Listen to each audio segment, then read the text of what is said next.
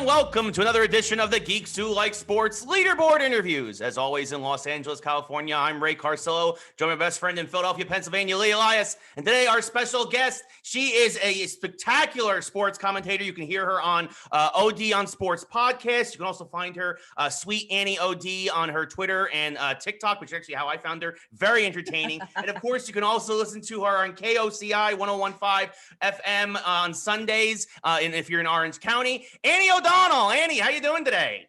What an introduction. I'm blushing over here. I'm doing great. I'm so pumped to be here. It's all downhill from here, Annie. We're gonna try. I can't keep that plane steady the whole time. So, but we appreciate you coming. We should tell you, Ray had his second COVID shot a few days ago. He was down today. He is full force today. It is good to have him back. It is hope. Yeah, we've it's been a slow rise from the depths there. I had some really bad after effects, and Lee can tell you we've had some couple of other guests on it. It's like, yeah, so we're here. We're here with no, it was more like this: sports, and then we just stare at each other like that. Just sports. Yeah, sports. Yes. Wait, books. are you a Pfizer or Moderna guy? I got Pfizer. Yeah. Okay, I'm Pfizer too. I get my second one next week. So triple threat. That's all of us together here. I'm in the same boat. So we'll have We're to do all a second. Pfizer. This is Pfizer gang. Okay. We'll have to do a second podcast next week after we've had it. Well, Ray will be really energetic, like, yeah, man, hockey season's great. How long is this episode? So there's a lot to talk about in the sports world, Annie. We got a lot going on with baseball, football, hockey. We want to kick things off, though, with actually we just had some breaking news here. I want to get your thoughts on, even though this will release in a few days. We're recording on May 6th. I want to get your thoughts on this. I'm not even sure if you heard, but the Los Angeles Angels of Anaheim, which I hate that name. Although they're still technically, I think now they're back to just LA Angels. They just released Albert Pujols, or they're about to. Of course, first ballot Hall of Famer, 600 home runs, 3,000 hits. But he's 41, diminishing returns. What are your thoughts on the team about to release this guy kind of unceremoniously here in May? First of all, I completely agree with your gripe about the name. Angel Stadium is clearly in Anaheim. It is right off the 57 freeway, right on Catella. Clearly in Anaheim. The fact that they want to say Los Angeles Angels of Anaheim is absolute garbage. The fact that the Dodgers have to go LAD in all their abbreviations rather than just, but I digress. I literally got the news on my phone. It was 15 minutes before we hopped on. Yeah, and it is very breaking. Yeah. Very breaking. This is hot, like hot on the stove, off the spice rack. But part of me, like, if you're thinking about it in a way in which the Angels, or whether it's a team move trying to clear up some payroll, I get it. He's not at the level of production that his salary should be. But you're talking first ballot Hall of Famer here. You're talking a man that has put time and energy not only into this team but the sport itself. Yeah. Releasing him in May, to me, unless it was mutually agreed upon, whether they had a conversation about it and said, hey, let's just mutually part ways, that's fine. But if they just did this off the cusp just for business reasons, I think it's disrespectful. Let him finish out the year at least. Let him do his farewell tour. Let him, I know it's probably limited with COVID, but I mean, we saw what Derek Jeter, Mariano Rivera got when they did their whole tour. Everybody got to do the ceremony, give them gifts and things like that. Like, at least afford him that, in my opinion. Because what other team would want to pick up Albert Pujols at this point? Right. The other thing too is I always take a few different viewpoints at this based off my experience. Like, one is, at the end of the day, it's a business, and everyone has to remind themselves that, and that, if you just look at it like that, which I don't recommend people do, but it's, they got to put themselves in a position to fight for the playoffs. Right. But at the same time, as you said, I'm interested to see if there's another shoe to drop here. If there was a conversation, if this was amicable in nature, it would be shocking to me if it wasn't, to be honest with you. Yeah. Because look, here's the deal. Some teams, some GMs really take care of their players, and some don't. I mean, like, you don't have to go far actually from, in California, San Jose Sharks typically take care of their players. I've noticed that they will go out of their way to keep a guy far after his prime, just to make sure that they end the right way. Doug Wilson does that a lot. But going back to baseball, not so much anymore, but the Miami Marlins, or I should say the Florida Marlins, were absolutely the worst all-time team in history of sports with their athletes. Right. So it depends on the team. And what's funny is it's one of those things, we're all kind of born into our fandom a bit. And this is one of those things that's like a family squabble where like the fan base, you don't really get a choice. If the GM is a businessman or businesswoman, that's what you got to live with. But I'm interested to see, if there's more to the story, because it is shocking to see that they would do that to him. Yeah. And I got to say this from a business standpoint, again, off the field, from a monetary standpoint, it's not really a great move, right? Like you want people buying the Pujols jersey forever. So it's just a little weird, a little awkward, but we'll see how it plays out. And again, it is developing. This is fresh off the press. It's kind of blindsided everybody here a little bit with it. Blindsided ruined me our as whole well. rundown. It ruined the whole show. Thanks, Anaheim, Los Angeles Angels of California. The Disneyland Angels. Yeah. Yes. Horrible name. But it does bring up a good point, though, about, I think, athletes in general, especially in baseball. We've seen a lot of guys in baseball probably stick around maybe a year or two more than they should. You see Miguel Cabrera right now in Detroit hitting under 100, but he's trying to limp to 3,000 hits, trying to limp to 500 home runs. Obviously, Detroit has less to play for than Anaheim does.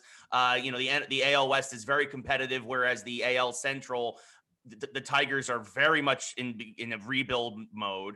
And he's probably the only thing really that's worth watching, the hope that he can try and get any hits. But is this a thing that is particularly in baseball where we've seen it historically, all the way going back to Mickey Mantle, where it's like these guys just can't seem to let go and try and push it one or two seasons more than they probably should?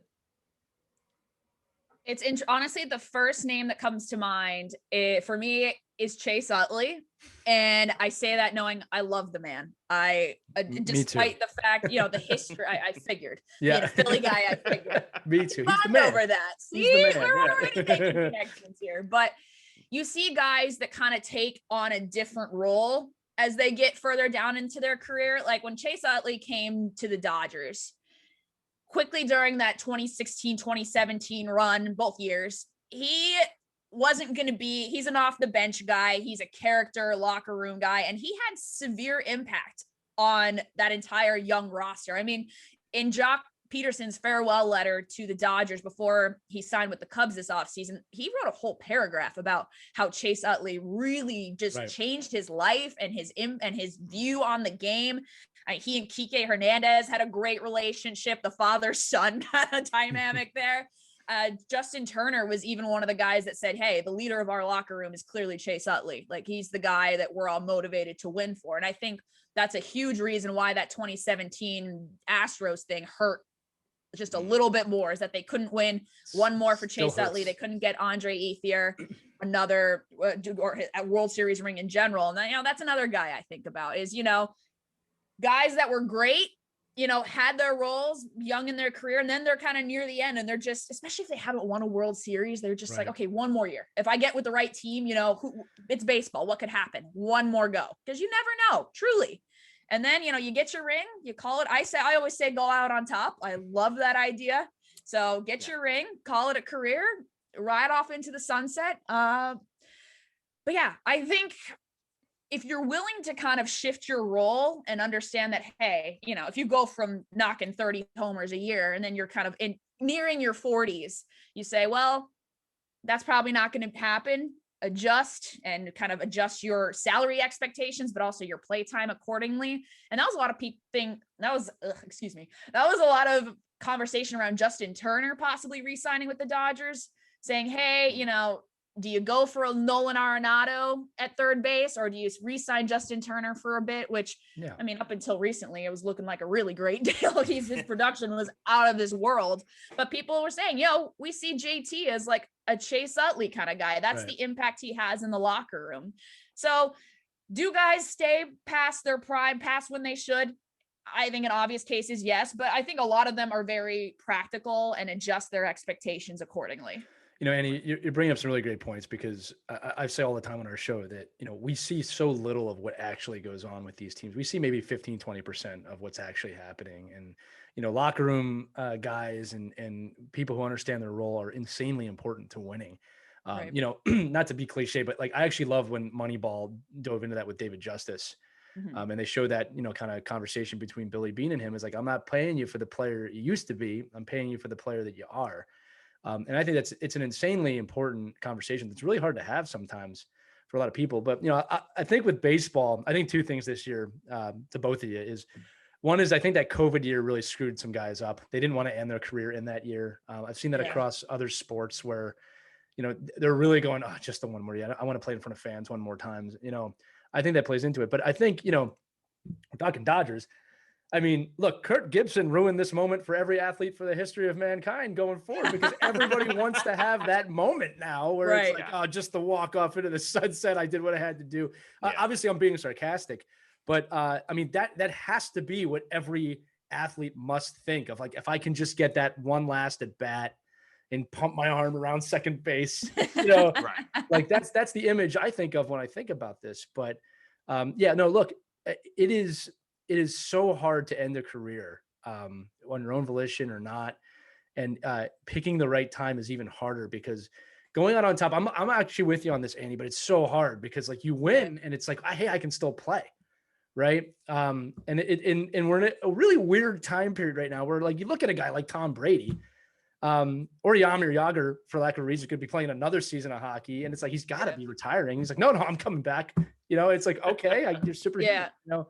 But yeah, the line on that's changing, but you know, it's interesting, right? I really do wonder how much COVID pays into these decisions, though. Like, I can see some. Well, there's definitely been some. Like, I mean, I know with the Yankees, Brett Gardner specifically was one of those cases where like, yeah, I'll take a huge pay cut, give me one more deal. I gotta play in front of fans one more time. Yeah. Right. So, I mean, it's definitely there are a lot of those cases for sure. But, you know, and Gardner's another guy. He's a guy hitting under 200 who probably should have retired after last year. But the Yankees kind of like, I mean, I almost don't want to say like a pity contract. $4 million is not anything to be scoffed at. But we'll do the New Jersey. Oh, poor you. Yeah, exactly. Baseball. Yeah. I can't think but about. Oh, sorry. I think also in baseball, like in football, you see a lot of guys are willing to restructure their contracts as things go on. Like there's like less, you know, there's not as much guaranteed money. Whereas baseball contracts, and this is a credit to, you know, neither a knock for or against the union, is those are ironclad, right? So like a lot of these guys don't want to restructure later in their career. They want their guaranteed money. And I think that if players there's a little more give from the players, you might see these guys be able to extend their careers a bit longer too, and you wouldn't get this unceremonious kind of release in these cases. We also got to keep in mind, guys, that you know, there's this minor league question for this year too. Not that I want to keep staying on baseball, but like you have so many minor league athletes that are not able to play over the last year that are probably really hungry to get into a lineup. That's also why we're seeing a lot of beaned batters right now by new pitchers. But, you know, there's so many things that play into this right now. Like, you know, like let's use Pujols. You have him. He doesn't need any more introduction, but maybe you do have some young hotshot who's ready to go. You know, and should the Angels be holding him back? And now, again, that's the question that is impossible to really answer. But I think it's a lot more factors specifically this year than any other year probably in baseball history. Yeah, I mean, it's definitely true. And I think definitely the Angels in particular do have a lot of young up and coming talent. It's the Los Angeles Angels of Anaheim, Ray. If you're going to say it right. Yeah. The LAAOA. It's like the Ohio State University. Yeah, of Ohio. The U. It's the U. The New York Football Giants. Yeah. So the G-Men. Oh, yeah. We'll get into them a little later. But yeah, so really quickly, last thing on baseball. Annie, you're a big Dodgers fan. I know you guys, if we were doing this 2 weeks ago, I would said, who is beating the Dodgers? Probably no one, but you guys have come down to earth a little bit here. The West is a lot tighter than expected. The Giants have kind of come out of nowhere. Speaking of this is the San Francisco Giants. You know, what are your they have a beautiful ballpark. Not a team in sports I hate more than the San Francisco Giants.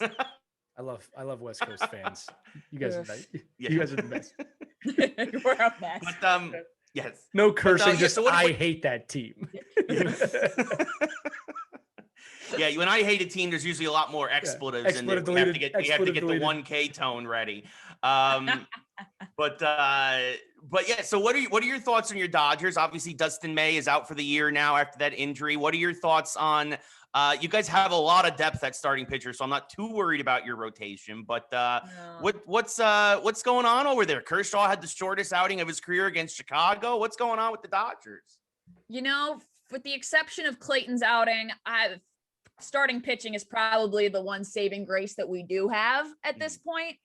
I mean, offense is inconsistent. Corey Seager's defense has been just god awful. I don't know if the Monstars came and took his talent and took it elsewhere, but he's just making errors that, my man, if you decided to not extend your contract and test free agency, my man, if you want that big money, this is not the year to be making those mistakes. So it's honestly at this point, it's May. Am I worried? No, because there's a lot of baseball left to play. I feel like every team kind of goes through that rough patch. Last year, of course, with COVID, you have less margin of error for that, which is why I think, while everyone wants to throw around the Mickey Mouse ring insult, I think the COVID year, it was much harder. Maybe not much harder, but I still think, same degree of difficulty because there's littler margin for error and you have an extra playoff series. So you got to work through those kinks. Obviously, a lot of guys on the IL, Zach McKinstry going out, who I love that kid. I think he's a solid replacement for a Kike Hernandez. And I think a utility guy in today's baseball game is highly undervalued and underappreciated, but you need a good utility guy in this game. You do. Yeah. And it's been frustrating. I think Dave Roberts is still figuring out his bullpen and a very hurt and what's left of his bullpen essentially. So I think they'll work through it. It'll take some kinks. Sometimes when you're in a slump, sometimes you just got to ride it out and say, okay, what do we need to do to regroup, come together, and just knock it out of the park here, pun intended there. But it's been very frustrating. You see that last game in Milwaukee with 2 grand slams and AJ Pollock obviously just knocking dingers everywhere. Yeah. And then you've got games where, they can't even bring anybody home on base. So baseball's a weird game and, you got to adjust to the new year and everything. I'm not making excuses, but I'm not too worried at this point in time. Now, if this continues through May, we're getting near, June and the All-Star break and the Dodgers are still inconsistent as all hell, then I'm going to be concerned. Yeah. But now's the time where you see these problems and you say, okay, what can we do to adjust and to fix these things? And I still, listen, Dave Roberts got the Dodgers a World Series ring. I don't want to say that he's earned my trust, but he has not earned my trust quite yet. I still don't love a lot of his pitching decisions and how he manages that bullpen, but now's the time to figure it out. Now's the time to knock down your rotation. Now's the time to figure out, hey, what lineup can we get the most out of these guys? So not worried. It's just very aggravating to watch right now. I don't love it, which it sucks because I was so excited for baseball to come back. As a Ducks fan, it's been a struggle this year watching hockey and enjoying my team. So I was ready. I said, I'm going to know happiness again. And now, of course, not so much, but that's sports. That's life. I'm a Lakers fan as well. So after last October, I'm high on life. I'm floating off the ground. I said, if I'm this high on life and then I got the Ducks to keep me grounded and humble. And now the baseball gods are just keeping me a little bit more humble. They're like, nah, you got to work for this. You're not going to go floating into this. You know what pain is like. And it's so funny. When even on TikTok, it's terrible. All these Padres fans that are coming out of the woodwork, it'll be a Dodgers TikTok, nothing to do with the Padres, and Padres fans will still find their way in the comments. As much as they want to say that they don't care about the Dodgers, they own prime real estate in their head, and rightfully so. The Dodgers have controlled the NL West for the last 8-9 years. Yeah. So I love the rivalry. I do. And as much as Dodgers fans want to say that they're not rivals and Padres will always be the little brother, it's not a Giants level rivalry, but it's a rivalry and we should embrace it. That's one of the best parts about sports is the blood, the bloodbath, the rivalry, the competition between teams. So rather than the Dodgers fans really just kind of blowing them off, because I think that'll come back to bite them eventually. If they do, I'm a big believer in that. So I'm a big believer, if you talk a big game like that, eventually it's going to come back and bite you in the ass. But I embrace it. I love it. I think Fernando Tatis is great for the game. He's entertaining to watch. As much as it pains me to see him absolutely rake against Clayton Kershaw and the Dodgers, I love watching the man play baseball. And he's part of, the make baseball fun again kind of movement there. And that's why Trevor Bauer he's a part of that too. And that's why when he was trolling him going around the bases, Trevor Bauer said, hey, he got one off of me. Respect. Right. Talk your talk, man. So I know we derailed there a little bit. No, that's fine. That's the whole point of the show. Annie, I got to ask you this. It's short. No, I am not worried about the Dodgers yet. I got to ask you this. So first off, I know it must have been tough being a Lakers fan your whole life. A lot of tough years there to be a Lakers fan. But as someone from Philly who wins not at all that much, I do have a question for you. This is a serious question. All right. All right. About baseball in general. All right. And I want to get your opinion on it. It's not a trick question or anything like that. I'm going to just tell you kind of how I feel about baseball right now. I love the Phillies. I always have. But baseball has been breaking my heart now for the last few years over and over and over again. Obviously with the Astros, with a lot of the decisions Manfred has made the last week of the Phillies life with some of the calls. I got to be honest with you. I'm a hockey fan first. Everyone who listens to this knows that, but I don't hate baseball in any way, but I am starting to lose it. And I want to hear from a baseball fan. This is, again, not a challenge. I'm genuinely asking, how do you stay in knowing the things that are going on in that game? Because again, I've said many times on the show, what happened with the Astros is really, to me, almost unforgivable to go unpunished. Right. And again, I understand the game. I love the game. I just don't like the way Major League Baseball is handling their own game right now. It's so funny. I feel like every sport except basketball, they usually say best game, but worst league. Like everyone's been throwing around that about hockey lately, which I know we'll get into. But for me, if you want to talk best game, worst league, it's easily baseball. My ranking of commissioners is as follows: Adam Silver, Gary Bettman, Roger Goodell, who I never thought would be out of the bottom spot, but Rob Manfred has beachfront property in that bottom spot. Yeah. As frustrating as it all has, and as a Dodgers fan, the last year, so many times on my show, I've ranted about the Astros to the point where even my parents that listen are like, hey, we get it, and that's enough. But all the baseball fans are like, no, give us more. We love it. We love it. But I think the hard thing is knowing, like you said, you love the game itself, but just the people running it, it's miserable. You have a guy that, I think the first thing that a lot of sports fans, which I know you guys understand, is, the commissioners, you like to think that they respect and want to protect the sanctity of the game and they love the game and do it for the love of the game. They don't. They do it for the bottom dollar. They work for the ownership. So the sooner that people, I think, understand that, the sooner they can separate the two and say, okay, here I am here, don't love the way decisions are made across the board. Let's start with the Astros, but then a whole back and forth last year trying to get a season started, unwillingness to work with the MLB Players Association, when ESPN had that return to sports special, and every other league had a plan for what they wanted to do. And Manfred comes on and is like, well, no, the Players Association isn't willing to work with us. It's horrible. It's horrible. And it's hard because, the owners are the people that put a guy like that in power, because that's who he works for. That's who he wants. All they care about is profit. At the end of the day, they want to make money, which is the sad reality of all sports. They all, especially during COVID, it's a business. Right? Yeah, it is. Like we've saw it, sports is a business. And how do I think just dealing with horrible ownership for so long as a Dodgers fan. The Frank McCourt era still it's not unfair. Scars me to this day. And the fact that so many people think that they can hurt my feelings by calling me a bandwagon fan, when I was like, listen, I lived through Frank McCourt as a baseball owner. No one can hurt me. I've been through the ringer there. I think baseball is just a beautiful game to me, and I'm able to just watch it without, and I hate saying that because it's kind of like ignorance is bliss, but I'm not ignorant. I just, Look, I would watch hockey. Like I've said this too. Like I'd watch hockey probably no matter what happens. Like that's my number one sport. Agreed. It's just heartbreaking. Like I said to Ray, like how many times does this game have to break my heart? Like I said, I've said this before.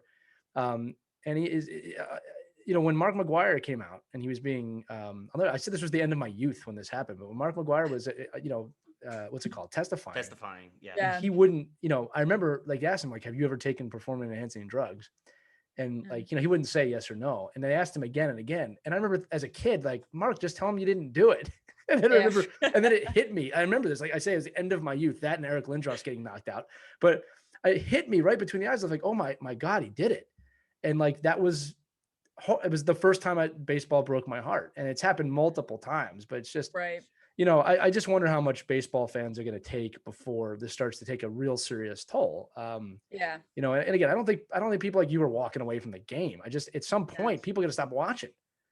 Oh, absolutely. I mean, and the thing is, you're already seeing that a lot of times the ratings are down. They're saying the average fan is getting older and older. They have a problem with youth outreach, right? Even with some of the great programs they have, like RBI and all that other stuff. But like they have a problem. They have an image problem, and it is kind of, to your guys' point, part of the owner's fault. I think the current crop of owners, don't have a lot of respect for the fans. And I think that Manfred's an extension. Another guest we've had in the show, Seth Everett, who of course used to be reporter for the Mariners and the Mets and the Rockies. He said it, Manfred's the worst commissioner he's ever seen. He's ever had, and it's not just as a commissioner, but as a person, because he just doesn't care. No. That's why the owners, I think, put him in power, is because they don't care. And I think that you're starting to see that now, and you're seeing things like this. I get it's not 1919. You don't have, Judge Landis coming in and like putting the Black Sox scandal to bed. But like, let's look. Pete Rose is banned for life. Shoeless Joe Jackson's banned for life. Jose Altuve should be banned for life. I'm sorry. That's it. That's it. I'm sorry. My mom's at the game right now with her trash can. Like, it's like. It's true. We're recording that. It's Yankees Astros. It's a getaway day for the Astros. It's the third game. But my mom and my uncle are in New York with trash cans. By the way, I love it. Can we just quickly note that the Astros have apparently multiple times sent a complaint to the league that they're being harassed? It's what we're being bullied. Are you serious right now? What is that? Well, if it isn't the consequences of my own actions. Yeah. No, it's more like when you get away with murder, don't go back to the murder scene. Exactly. But like, actually, Nomar Garcia-Parra made a great point on one show. It was after the Joe Kelly game, actually, where Joe Kelly and Carlos Correa had that little face off there. And this is, what did Major League Baseball expect? You don't hand out a punishment. You let these guys get off scotch-free. And the guys that take the hit for a player-driven scheme, the guys that took the hit were Jeff Lunau, AJ Hinch, and Alex Cora. And meanwhile, like, put those guys as scapegoats. You let the guys that were designed this whole system, used it. They get to keep their World Series ring, no asterisk. There's no any sort of regulation about that. Despite the fact that studies showed and all evidence found that they did cheat in the postseason. So many people like to say, no, that didn't happen. I was like, yes, it did. It totally happened. It absolutely obviously happened. McCann hit less than 100 on the road and he hit 350 at home. Yeah, I mean, Are you kidding me? Yeah. Oh, and the whole tattoo thing where he's like, oh, don't my wife doesn't want me shirtless. I'm wearing a piece. Yeah. I know nobody's ever going to feel bad for Yankee and Dodger fans, but like, seriously, on this case, like, I felt bad for baseball. Like, and that's my point. Again, I don't want to stay on this too long. I'm saying this because I am a hurt baseball fan. Like, some people were trying to say, like, you just don't like baseball. I love baseball. I love. Ray has been to baseball games with me. I root for the worst team in the history of the league. I like baseball. Right? Like, nobody should be telling Phillies fans, you don't really care. Like, we were pretty bad forever. All right, so.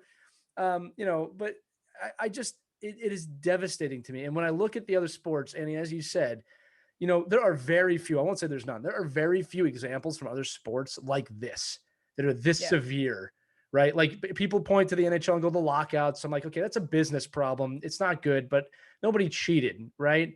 Right. In football, those guys will kill each other. The big cheat in football is, oh, that guy actually tried to kill another person. Right. In basketball, you had, what was that ref's name, 20 years ago? But that was taken care of swiftly too. Like, right. That the guy from New Jersey, Philly guy. But like, this was devastating to me that a team could cheat to win the World Series, right, and get away with it. I was devastated by that, and I always feel like I have to explain. Like, I'm not trying to tell baseball fans not to watch baseball. I'm not against baseball. I don't get it. And it's how many times does it have to break my heart? That's the way I look at it before I'm going to come back. Sounds like a relationship. Hi, you're with Dr. Annie.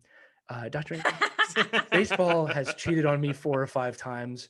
I mean, what would you say? Well, stop going back to them. Yeah, literally. Yeah. Why do you go back? Because I love that. Love it. Yeah. It's the same conversation. Anyway, sorry. Speaking of curious decisions by leagues, that'll allow us to transition into hockey. Yay. For those of you who don't know, Mr. Wilson is at it again. Yes. Tom Wilson and the New York Rangers. The Rangers had nothing to play for against the Capitals. Capitals ended up winning the game 6-3. But there was a scrum in the crease, as is commonplace, and Pavel Buchnevich, one of the Rangers forwards, was basically prone on the ice, and Tom Wilson decided that he would give Mr. Buchnevich a sucker punch to the back of his head. In that case, Artemi Panarin then came to his teammate's defense, jumped on Wilson's back. Wilson then kind of body slammed Panarin. It was a huge thing. Panarin is hurt. He's out for the rest of the year. And the league then decided to give Wilson only a $5,000 fine, which, considering his history, and not only the incident, of course, but especially his history, was not seen as a very stern punishment. The Rangers then issued a public statement, a scalding public statement, which was very unprecedented, and we'll talk about that as well. Called and then, out, of course, George Peros, the head of player safety. They called him out by name. That was important. Yes, which we will talk about. We believe is more of a James Dolan move than anything about the Rangers front office. 100%. Such a schmuck. But I can't stand him. I can't stand him. Nobody likes fire James the Dolan. owner, please. Can we fire the owner? And then, of course, no surprise, the following game, Rangers and Caps, because of the weird COVID season that we're in right now, where it's division versus division, or with interdivisional play within the division only. The Rangers played the Caps again, and of course, all hell broke loose. 100 penalty minutes in the first period. Annie, I kind of gave the whole recap there. It's a lot to unpack. And then the Rangers were fined $250,000 today. Oh, that's right. And then this morning, the Rangers are fined another $250,000 by the league for calling out George. Anything you can do, I can do better. That's what it feels like. So Annie, starting with the Wilson incident to begin with, the actual incident, what are your thoughts? There's a lot to unpack here. So yes, I'm glad we're starting. I'm glad we're going piece by piece, because otherwise I'll just run with it. But I mean, let's call a spade here. I'm going to be upfront and honest, as I always am. If I was given if someone said, hey, would you want Tom Wilson to suit up in an Anaheim Ducks jersey and play for your team? I would say, hell yes. I want a man like that on my team. I love that kind of hockey. He's a great player, talented, physical. I mean, he's just, for me, the perfect all-around hockey player. Just physical, but also very skilled on both sides of the puck. Mm-hmm. Does he cross the line at times? Yes. I don't think any hockey fan will deny, and knowledgeable hockey fan will deny that what they saw on Monday night did cross the line. Absolutely. I mean, not only sucker punch Buchnevich, he had like his stick on the back of his neck, just holding it there. Yeah. And then, of course, I mean, you could interpret the Panarin play in a lot of different ways. You kind of just watching it over and over again. I see the concern, but then there's also the side of it where it said, yo, you're our Artemi Panarin. He's not a big dude. Yeah. What are you doing? I get trying to like pull a guy off and kind of mediate there, but why are you going for Tom Wilson, man? And he just like ragdolls him. And I hate to say, don't poke the bear. Like, you kind of provoked him, but in a sense, it's like, where was the think? Like, where did you think that was going to go? Right. Did you think he was going to restrain himself there? I think the key thing, which a lot of people were upset about in the game against Boston, where he got the 7-game suspension, is there's the clear definition of a repeat offender in the National Hockey League and in the rule book, and it's 18 months. That's you have to have another suspension or hearing with player safety within 18 months. And Wilson was actually past that. So he was not, at the time of the Boston game, he was not technically a repeat offender. However, this week, he's a repeat offender. So should he have been handed a game or two? I think yes. Unfortunately, it is not, well, not unfortunately, I wouldn't want the job of head of Department of Player Safety, but does the punishment fit the crime? No. Obvious. I think everyone can say, hey, player safety missed the mark on this, which they've missed the mark on things.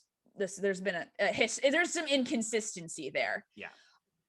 I mean, I guess we're focusing on Tom Wilson. That's my take there on, punishment fit the crime. No, should have been handed at least a game or two more. But the thing is, and I stand clear on this, is even if he was suspended and he wasn't on the ice last night, I think what would have happened still would have happened.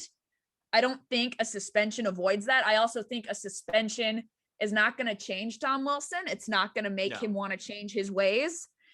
I don't think so many people are saying, oh, get him out of the league, kick him out. There's no place for a guy like Tom Wilson. I disagree with that wholeheartedly. I mean, he didn't kill anybody. He's not, knocking on wood here, but he didn't Slava Voinov anybody. He's not, messing around. He's not Mike Richards messing around with drugs at the border. Right. He didn't Tom Bertuzzi anybody. Exactly. So I understand it. I understand people's frustration, especially with a guy like Artemi Panarin, your star player. I know everyone's like, oh, he's out for the year. I was like, okay, the Rangers have 3 games. There's nothing to play. Let's calm down here. Yeah, it's not like perspective. Yeah. I would understand like the outrage if the Rangers were first in the East, were geared towards this deep playoff run, or even made the playoffs, even if they locked down that fourth seed. Because as you guys know, in hockey, you could be 8th seed and win the Stanley Cup. We've seen it happen. Yeah. So I would understand the frustration there, but I mean, I don't know, that doesn't really sound great. But at this point, I'm like, it's 3 games. Like, he's out 3 games, rests the year, and I hope it's not a severe injury. It's not anything where he has to have a long rehab, long surgery. You never want that, especially with a guy like Artemi Panarin, who's just so fun to watch. Right. I still can't believe that he has hopped around to as many teams as he's had in his short career. He's at the right team now. He's going to absolutely. I still can't believe Chicago let him go. It's amazing. Yeah. Geez, it's still beyond me. I know we're focusing on Tom Wilson, so I'll save my thoughts until we get to another section, but yeah. But here's what I said about it. I think you and I are in a little bit of the same boat. I think there's a few factors here that people have to keep in the back of their mind. I'm going to have to duck for the next week. Ranger fans are not going to be happy with me, with my thoughts on this, but let's hear it. Let's go. Well, a few things. One is Wilson has a target on his back already. Okay. 2 is that the Rangers, and I'm actually saying this, not in a sarcastic or mean way. The Rangers have had a tough year. Okay. Had a really insanely tough start to the season, had problems in their locker room. Then their coaching staff got COVID. They kind of found their way a little bit and they just came up a little bit short. Panarin had this whole thing with Russia. It's just been a frustrating, weird year. Yeah. Right? Yes. So, and this is where I'm going to get crap from our fans sometimes, but Ranger fans are being a little bit extra right now. Okay. The way they're talking, he could have killed him. I'm like, whoa, have you watched hockey before? All right. Like, the other thing too is that I'm getting, I said this yesterday, fans were coming at me. They're like, have you watched it? He took his helmet off. He took his head. He slammed it in the ice. And I'm like, guys, listen, if you want to show me a super slow-mo, I can make anything sound like premeditated murder. Okay? Right. You really have to watch that. And I'm with you, Annie, that it's not okay what he did. Absolutely suspendable. I've been saying that from the start. There's no debate there. But you need to watch that clip in full speed. And in full speed, what happened was a scrum happened. He was instigated and he reacted. It is that simple. He overreacted. All right. Panarin was actually the instigator in that instance. What he did by the net, Wilson was the instigator. The point was there was 10 guys right there on the ice fighting. That's why he wasn't suspended, because if they suspend him, at least this is how I think they went through it, you have to suspend about 4 other players at the same time. Right. Going back to what I said earlier about we don't see everything.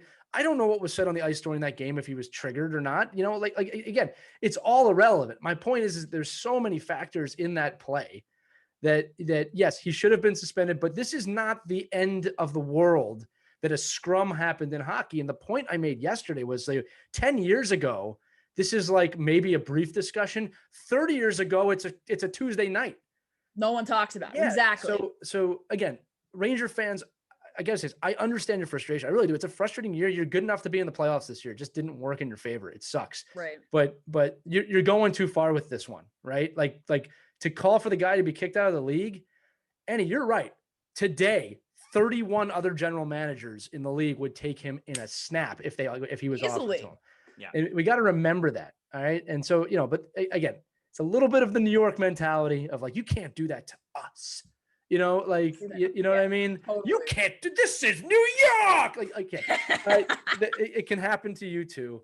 Right. It probably does not help Ranger fans that I grew up a Flyers fan, to be perfectly fair to them. But it's overreacting. Real quick. I'm cutting you off for one more thing. The other thing too is this: players police themselves in hockey, and that is exactly what happened last night. The Rangers took it into their own hands to do that line brawl at the start of the game. And by the way, that's one of the things I've always loved about the game. They're slowly removing that from the game, but I think that they knew that was going to happen, right? They knew there was going to be a line brawl. If you suspend Wilson, they don't even get the chance to do that. So I think that, there's a little bit of hockey thinking there that, again, a lot of people are going to go back and forth on that. But I don't know. I just think this is being blown so far out of proportion. And then they fired their GM and their president, and then got fired. I mean, all that stuff's like, what are we doing? Go ahead. We're gonna get into that. Yeah, but like as the resident Rangers fan, though, I would like to chime in. So moving on, Annie. What else do you have? I'm just kidding. Go ahead. Go ahead. No, we don't need to hear from you. But no, I mean, I think I'm more in agreement with you guys than not. I do think the big offending thing here is the fact that he wasn't suspended. I think that to Annie's point, he is a repeat offender. If it's worthy of a fine, he probably should have gotten a couple of games. Yes, maybe to your point, maybe this does carry over to next season to the point where maybe you don't have the line brawl to start the game last night. Maybe you do. Obviously, we will never know. But and maybe they do have a long memory. But for a league that is constantly saying, like you said, they're trying to get this out of the game, right? They're trying to get the fighting out of the game. They had to know that by not suspending Wilson, that you were going to have you were going to have this in the first period last night. So it kind of just seems to me from a league standpoint, you're kind of being hypocritical here where you say one thing, but then you also do another. That's totally. So, I mean, I do get from that aspect that it does, it looks bad on the league in that aspect. And it is a lose-lose situation, right? Because again, this could continue on, but now, at least in theory, it's under the rug. I mean, again, I think that this is well, that's the key, though, right? The players took care of it, and like I said, that's one of the unique things about hockey. The players took care of it. That's the last you're going to probably hear from it, unless something gets stirred up again. Look, talking about inconsistency. The next night, Shane Gostisbehere got a 2-game suspension for pushing Mark Friedman into the boards behind the net, and Flyers fans are going nuts about that. And I'm not. And here's why. Yeah, it was a very innocent play. But this shows you the differences. The difference was this wasn't a scrum. He hit a guy not expecting it into the boards after a goal, right? Mm-hmm. So I understand the thought process there. That's clearly an injury attempt. A lot of Ranger fans are going, Wilson clearly was trying to injure Panarin. A lot was going on there. Like if you pin it on one guy, I think he was more trying to injure Buchnevich than Panarin. He was. Yeah. I mean, look, he was punching him in the back of the head with his helmet on, right? I mean, so like my point is, guys, I see that all the time in the NHL. People going, he took his helmet off. Guys, watch any scrum. That's what guys do. They take each other's helmets off. I'm not debating whether it's right or wrong right now. I'm saying that we're putting all of this onus on Tom Wilson when this is a very common thing that happens in the NHL, not the body slam. Okay, that was a bit weird. You know what I'm saying? The guy has a target on his back. I'm not a Capitals fan. All right. It's just, I just think it's getting blown a bit too much out of proportion. Ray, what you said should have been suspended. Completely agree. Is the league making inconsistent calls? Absolutely a conversation that needs to happen. But Tom Wilson out of the game, give me a break. Give me a break. That would be horrible for the game. You know what I mean? So, well, moving on now to the other part of this, guys who are now out of the game, at least temporarily, because they'll find jobs elsewhere. Yeah, someone's going to win. I flipped. I actually flipped yesterday when the Rangers fired. They made their statement calling out George Parros, which, again, as we mentioned earlier, I think is totally James Dolan, because that's what this idiot does. Dumb move. He got infamously. I I miss John. I'm a big John Tortorella guy. I loved it when he was the coach of the Rangers. I love Torts. I'm a huge Torts fan. I love him. I remember 10 years ago, the Rangers made the playoffs, and Dolan came out and said, "We're winning the Stanley Cup this year. We're going to win this thing." And Tortorella, in his next press conference, was asked about it, and he's like, "Our owner's an idiot." And that still holds true. James Dolan is easily the worst owner in sports. He is a moron. He should stick to trying to make his crappy band do something and should leave the sports to people who know what they're talking about. He fired John Davidson, who, of course, Rangers legend, one of the best executives in hockey. Absolute legend. Absolute legend. And a good GM, by the way. And Jeff Gorton, who's been a very good GM, taking over for Sather, and has really rebuilt this team into something that we can hope for the next few years with a lot of young talent. And they let these two guys go, and I just don't get it. If this is something in response to the statement that, is this Dolan trying to sweep the statement under the rug kind of thing? It just makes no sense to me whatsoever. Then they're talking too, like, oh, it's not about that. It's about the way we played this year. And I'm like, you guys are like the brightest team in the league right now. That's not a playoff team. I don't understand. You've also got 3 games left. What's the harm in letting, if you're going to let these guys go, if you're going to clean house with the 2 highest hockey positions in your organization, aside from right below the owner, what's 3 games? Right. You're not making the playoffs. Let them finish. That's why I think it does have something to do with that statement. Oh, totally. Look, honestly, a phone call was made. Those are hockey guys. They know the implications of what's going to follow, calling out, not only just calling out the league, but naming George Peros in that statement. And everyone losing their minds over the Rangers being fined $250,000. I was not shocked at all. Yeah. No. I said, of course they're going to fine you. Yeah. They need to keep decorum. They need to put you in your place and say, hey, knock it off. I mean, you talk about the refs. A team gets fined. Right. And I think back, it was 2013. I think it was Doug Wilson with the San Jose Sharks that came out after they suspended Rafi Torres and said, was just completely denouncing the league. They fined the Sharks $100,000 for that. And this one is way worse. Way worse. So I am not shocked that everyone's losing their mind saying, oh, go fund me for the Rangers. I was like, $250K is chump change. Dolan doesn't need your money, please. He's going to pay it. He'll be fine. And so many people applauded the Rangers for that statement, but for me, it was just stupid. You know what killed me about the statement was, as we found out today, was that they did not approach the league first before releasing that statement, which I don't care who you are. That is insanely unprofessional. Agreed. In a professional sports league. Now, if they went to the league and the league blew them off and then they released that statement, it'd still be wrong, but I would get it a bit more. And I'll tell you exactly what happened. After that statement was released, Gary Bettman or whoever called over to the Rangers organization and said, yo, this is a problem. Yeah. Right? And Dolan was like, Davidson did it. You're fired. Okay. Here's a $250,000 fine. We're good here. We're good here. Good. All right, move on. And that's what's going to happen, unfortunately. Yeah, unfortunately, 2 really good guys lost their jobs. Horrible. Just because horrible. Of Dolan, again, not being able to keep his mouth shut. Someone's going to win the sweepstakes for those guys now. And oh, my God. Yeah, I remember thinking that the Rangers were done about 5 years ago. Like, okay, the prime is gone. The cup finals have come and gone. That was it. And they somehow have revived that team into a team, again, that really should have been a playoff team this year. I believe they could have done that.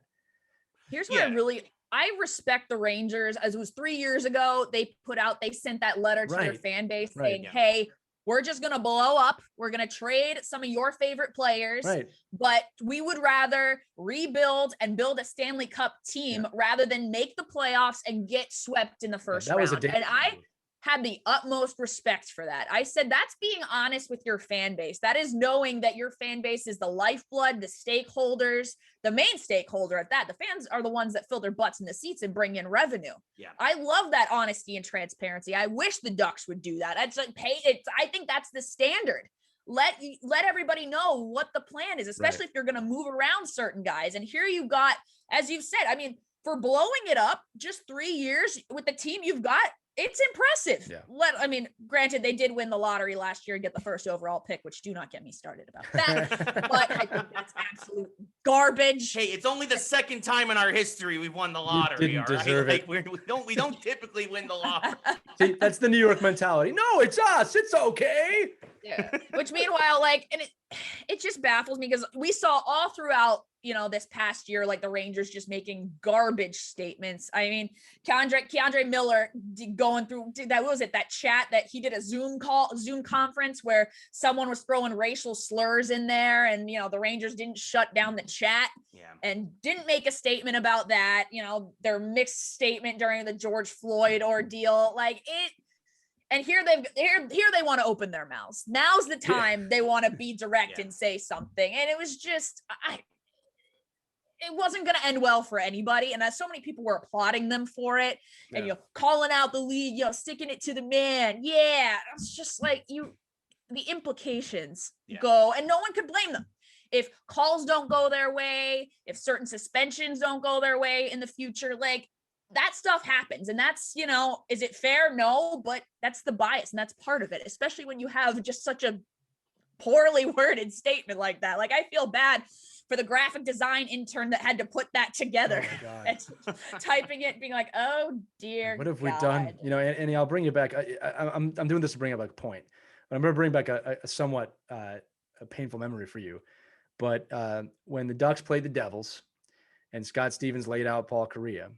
Oh God. Okay. We're No. Follow me. Cry on this Zoom call. No, I'll be in solidarity with you, because like, you did the same thing to Eric Lindros when we were on a pretty good cup run. No one was calling for him to be kicked out of the game. No. Flyers fans were very upset. I remember being upset. All right, but no one was calling for this guy to be kicked out of hockey. And you know what I had a lot of respect for. I know Eric Lindros said this, but Kariya probably would say something similar. I know he's very upset about how his head injuries were treated. Eric Lindros came out and said after that hit, which essentially ended his career, let's just be honest about it. Yeah, he wasn't the same man. Came out and said, I would have done the same exact thing if it was reversed. He got me. You know what I mean? Yeah. Now the hit on Lindros was very legal. The hit on Kariya was very not legal, to be fair. Right. Several seconds after he lost the puck. No one was calling for it then. So what changed between now and then? And yes, I know the game has changed dramatically.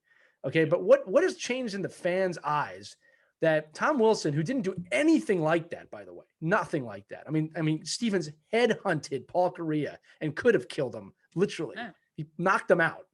What has changed that our fandom has become so, I don't want to use the word soft because I don't think that's fair, but just disagreeable with things like this? I don't get it. Right.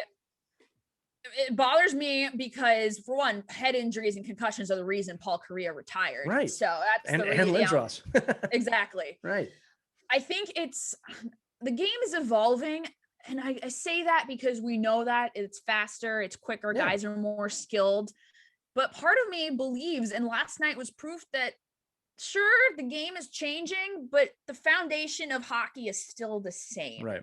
And I feel like the NHL is not going to if they say they want to get this all out of the league, they need to update the rule book to say otherwise. Well, you got to take hitting out if you want. If you want that, exactly. You have to take hitting out. And by the way, God, don't ever do that. But like that's the truth. If you want it to be a way, like, players police themselves. There's physicality. There's still 5 minutes for fighting. I've said this 100 times, having played the game my entire life. If you take fighting out of that game, you're going to have way more injuries. All right. Agreed. Fighting is diffusing a lot of the negativity. That is exactly why the Rangers and the Capitals had to fight last night. All right. Right. And if you're going to keep the rules the way they are, like, bring back the enforcers, bring back the guys that are on the roster for the sole purpose to drop the gloves, to send a message. You heard our star player. Right. We're dancing. That's what we're going to do. That was George Parros' role when he was with Anaheim, which I just want to point out, so many people are throwing his stats and his numbers and his fight, fight highlights on, which clearly they never watched George Parros play hockey. Absolutely correct. Because, for one, not only Princeton grad, smart man, but just hockey IQ is just off the charts. And I remember they had this Ducks skills competition, kind of like the All-Star game back in 2011. And they had the accuracy competition. The only Duck now, mind you, that team at the time had young Getzlaf, Corey Perry during his MVP Hart season, Bobby Ryan, and Timo Solani was still on the team then. Yeah. And the only guy to get 4 targets in 4 shots was George Parros. Right. So to say that this man was not a skilled hockey player is simply false. To say any NHL player is not skilled hockey player is false. I was going to say that. Exactly. He knew his role. on the team. And that's why Brian Burke went out and got him and brought him onto that 2007 Ducks team, which I love because that's I love physical style of hockey. Yeah. I love big hits in the board. That's part of playing off the boards is a huge strategy in hockey. It's not just dangling and shoot. I mean, you're not excited about it at all right now, so you're not really stalling. But no, you're absolutely right. You're absolutely right. That was a special team, that 7 Ducks team. I just feel like so many of this it's like a new generation of hockey fans, I think. Yeah. Which granted, I think it's great that we're taking concussions and head injuries more seriously. Absolutely. We have to, especially given the knowledge and the science and studies that we have now. But there's still a large generation, and I would include myself in it, that love the good old hockey game, that love the aggression, the fights, the skill, but also the willingness to drop the gloves. I mean, look, I'm curious to see the numbers for how many people tuned in last night. Oh, it was a lot.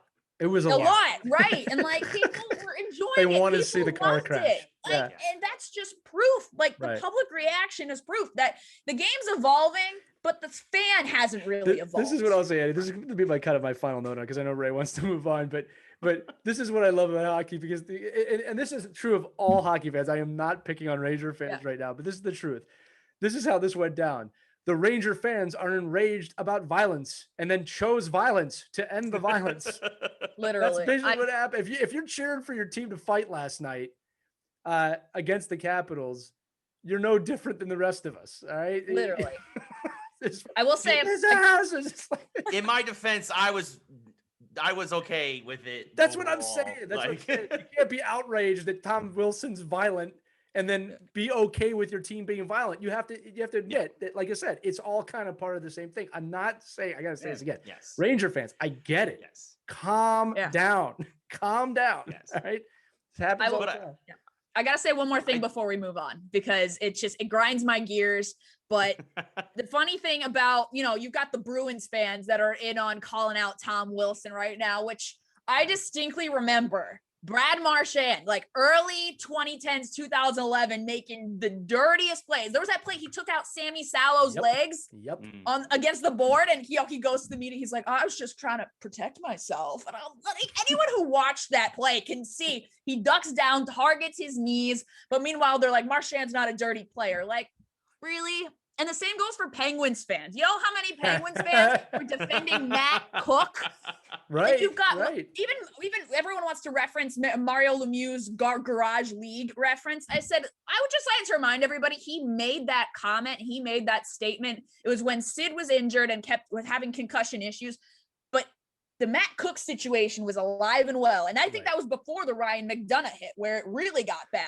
Yeah. So it literally means nothing. Like, pot meat kettle. Right. I'll say this, Eddie, is that first off, there has not been an NHL team except for the Seattle Kraken that did not have a player like this in their history at one point. And get this, there's never been a successful team that absolutely had a player like that, except the Flyers. The Flyers have never had any real toughness or goon type players in their locker room. Never. No, but in all honesty, look, it's part of the game. It's part of the game. I think it's a mix of Ranger fans having a rough year. Really, I'm saying this as a Flyers fan. I really felt for the Rangers fans this year. That was rough. All right, and end of the season, and it's Tom Wilson. I think those things. I got called classless by a Rangers fan the other day. I'm like, what did you just say to me? Like, that's how I knew it was like, we're going overboard here if you're calling me classless. I'm not. I just want to go back to you guys' point though. Like you mentioned, you mentioned a lot of new fans. I do think that part of it is that hockey is growing again.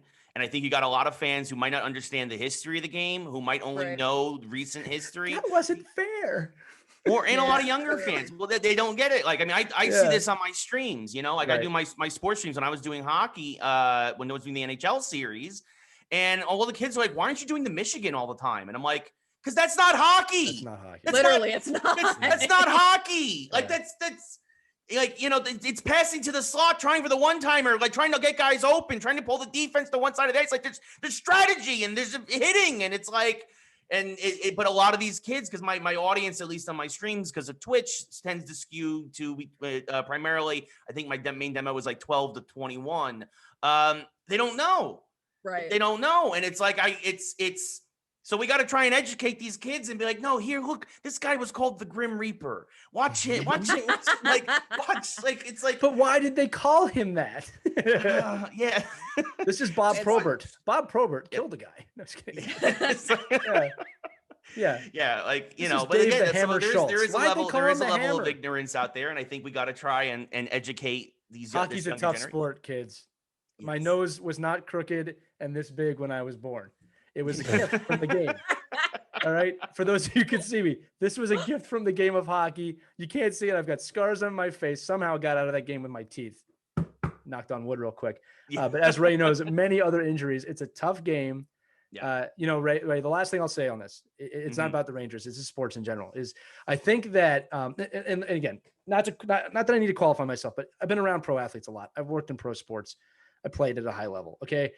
I think people do not understand how competitive professional athletes are. I don't think they understand the level of competition. I'm not talking about on the ice. All right. And I'll say it in this statement. All right. I know as a fact, you look at the NFL, if they allowed NFL players to kill each other, and I mean literally murder each other, I know several athletes that would do it with no problem. They would go out there and kill someone. Right. Yeah. That's the level of competition we're talking about. And the only reason they don't is because it's against the rules.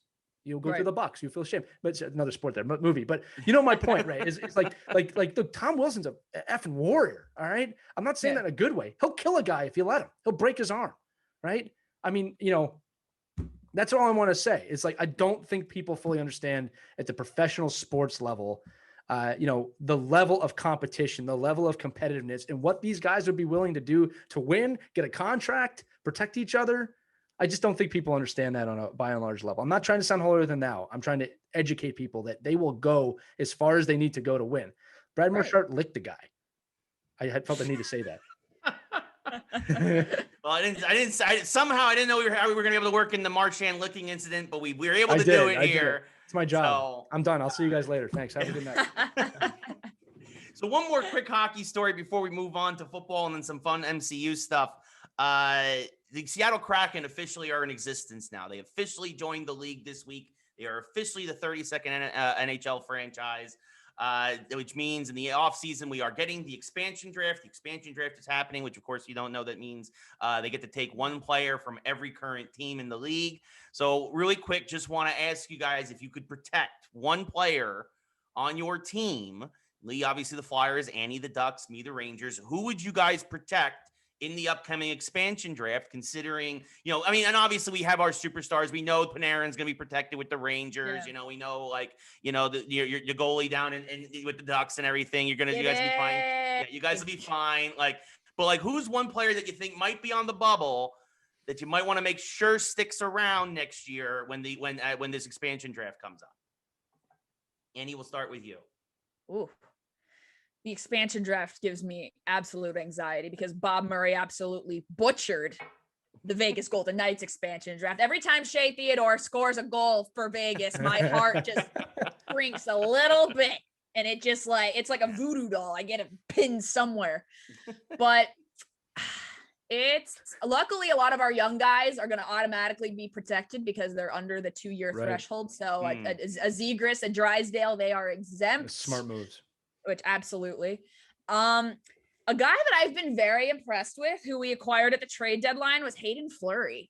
I love this kid. I love the way he plays hockey. He's already got 2 goals for the Ducks, which I know isn't saying much in his time, but you know, the Ducks are struggling. So 2 goals, 2 goals in about 2 weeks is a big deal here. Yeah. But I hope he's protected. I would love to have him stick around for next year and be a part of this young rebuilding team. If anybody else, I was going to say Sam Steele, Troy Terry, inconsistent a little bit, but Troy Terry's picking it up. He needs to be protected. I'm less so tied to, like, I was really disappointed with the Ducks at the trade deadline. I think that was prime time to get something good for Rickard Rakell and Josh Manson. If you're going to deal them, obviously and I don't think any team wouldn't want to have Rickard Rakell at under $4 million a year for 2 playoff runs. I mean, why not? You're right. But I'm sure with the injury and, Bob being Bob, Well, bargain and Bob. again, COVID Bargain Bob is what we call him. COVID plays a huge deal. Absolutely. Yeah, With the there's rumors of the Maple Leafs being interested, but the border crossing. Right. But I like Hayden Flurry. I think he would be my guy that I would protect. Obviously, we've had some issues with the veterans. It's the young guys that are really stepping up for the Ducks. So I think that's where you put your priorities. Luckily, Getzlaf's a free agent, so don't have to worry about that. Right. But yeah, I'm sticking with my man Hayden Flurry. Cool. Well, if you fly all the way across the country to Philadelphia, I'll say two things, right? There's you alluded to this, but there's only one player we have to protect, and that's Carter Hart. That is the complete future of the entire team. I know he had a rough season, but that's our future. He is as good as advertised. He had a sophomore slump. I am not at all worried about it. No. When you look at the Flyers, what's funny is that nobody hates the Flyers more than Flyers fans. I always say that. But there's two players right now that are on that bubble. And I'll tell you who I would pick. So the two players are James Van Riemsdyk and Nolan Patrick. And everybody wants us to protect Nolan Patrick, and I want to protect James Van Riemsdyk. Both of them are second overall picks in the draft. I know Nolan Patrick's younger. I have always believed that JVR, this is funny to say this, but I've always said this, if he can stay healthy, he is by far the deadliest player on the power play in the league. All right. And the stats actually support that. When he's healthy, he has more tips than anybody else. He has more plays than everybody else. I think he's like a real corner piece. And I think to win in the NHL, you have to have really, really good special teams. The only exception, actually, I believe, is the Bruins when they won. Like, they just had a bad power play that year. But Right. I want to keep JVR. And here's why. Nolan Patrick has had a lot of troubles medically. And I actually think he's going to be a great player. I just don't think it's going to happen in Philadelphia. I think that he'll get picked up and he'll be awesome somewhere else. And I'm okay with that. Right. But really, when you look at the Flyers right now, it's a shame because it's a team. I like the guys on the team. There have been iterations of this team that have won and done really well, like 2010. I didn't really like the team. I didn't like the guys on it. I wasn't a big Mike Richards fan. I didn't like the guy. And I was proven to be right with that. You weren't on dry island? You didn't love that? Dude, what's funny is you got to remember at that time, him and Richards were heroes. Like, nobody knew what they were doing. I just got this really bad vibe, and it was totally like vindicated when the stories came out. Not that I'm rooting against Mike Richards, but he's got problems. Yeah. And he was our captain. He was our captain. Right. So I really like this team, but the truth is this: when you have a player like Carter Hart in net, you have to be willing to almost blow the entire thing up and start over, because you have the key piece, right? But if I had to pick a bubble player, I want to keep JVR and I want to build around Carter Hart. Get a good power play. You have the best goalie in the league. We need a completely new defense anyway. So that's what I'm picking. Best goalie in the league, really? Did I say that? Yes, you did. Yes, you did. To be fair, I didn't realize he's taken a few hits to the head in his hockey career. I'm sorry. Hey, listen, I'm Team Carter Hart. I loved watching him play last year. The sophomore slump is inevitable. Right, Kind of, talking to the goalies that I've talked to, it's, you get into the league and, the second year players kind of figure you out a little bit. Totally. So that's when you work with your goalie coach and He will figure out. You adapt. Exactly. He will figure it out. And I should have said the potential to, I really didn't mean to say that. He has the potential to be one of the best goalies. Oh, absolutely. He's not the best goalie in the league. Statistically, he's the worst. So that was an accident. He's the guy that I feel like he's the goalie like Philadelphia has been waiting for. Oh, totally. He's the promise kid. Yeah. And that was if we don't screw it up. But to be fair, if we don't screw it up, no, look, not since look, a lot of people like Hextall, but really the last guy we had that was of this level is Pelle Lindbergh, who tragically was killed. So, it's Bernie Perrant, Pelle Lindbergh, Hextall for a while, and it's this kid. I mean, this is, and it's funny to think about, but look, the Flyers' problem has always been goaltending for 30 years. All right. So I'm not, do not let this kid go. I don't think they have any plans to. No. That's the goal. That's the plan. You didn't love Ilya Bryzgalov? Why you have to be mad? I'm only afraid of barren woods. I love. The universe is so humongous big. Yeah, no, humongous big. I loved I loved him. I actually loved him being here. It's a shame how that ended. Right. I just remember him up in Edmonton. Why you have to be mad? It's minus 32. Freezing. It's only game. It's only game. Yeah, I loved him. I loved that he was a reporter for the NHL for a while, and then they screwed that up too. But yes, go ahead, Ray. I apologize. Yeah. No, it's fine. I mean, it's it's always fun talking about Brizgalov. I mean, he's just he's great sound bites. It's unbelievable. They didn't know how to use him. The league never knew how to use him. Yeah, well, the league that's one thing I will say. The current league, I think, has problems with some of its characters. A lot of hockey players are boring. I'm not gonna lie to you. I mean, look, this isn't a knock at him, but players, one of the greatest players of all time. But Sidney Crosby is insanely boring. Connor He's McDavid, dull as hell. Yeah. Connor McDavid is insanely boring. You know who's not boring? Tom Wilson, George Peros, all these guys that are getting in trouble. Everyone was giving Ovi such a hard time for celebrating with the cup. I was like, no, give it to me. Yeah. I want to see vodka poured out of the cup. Yeah. Dance in the fountain. Yike. That's the most fun I've ever seen a captain have outside Rod Brindamore when he won the cup, when he's done marching. There's like, I did this. Let's be honest about it. Look, to be fair, when you grow up on a farm in Canada, as like 60% of the league does, you don't get too much personality. It's just what it is.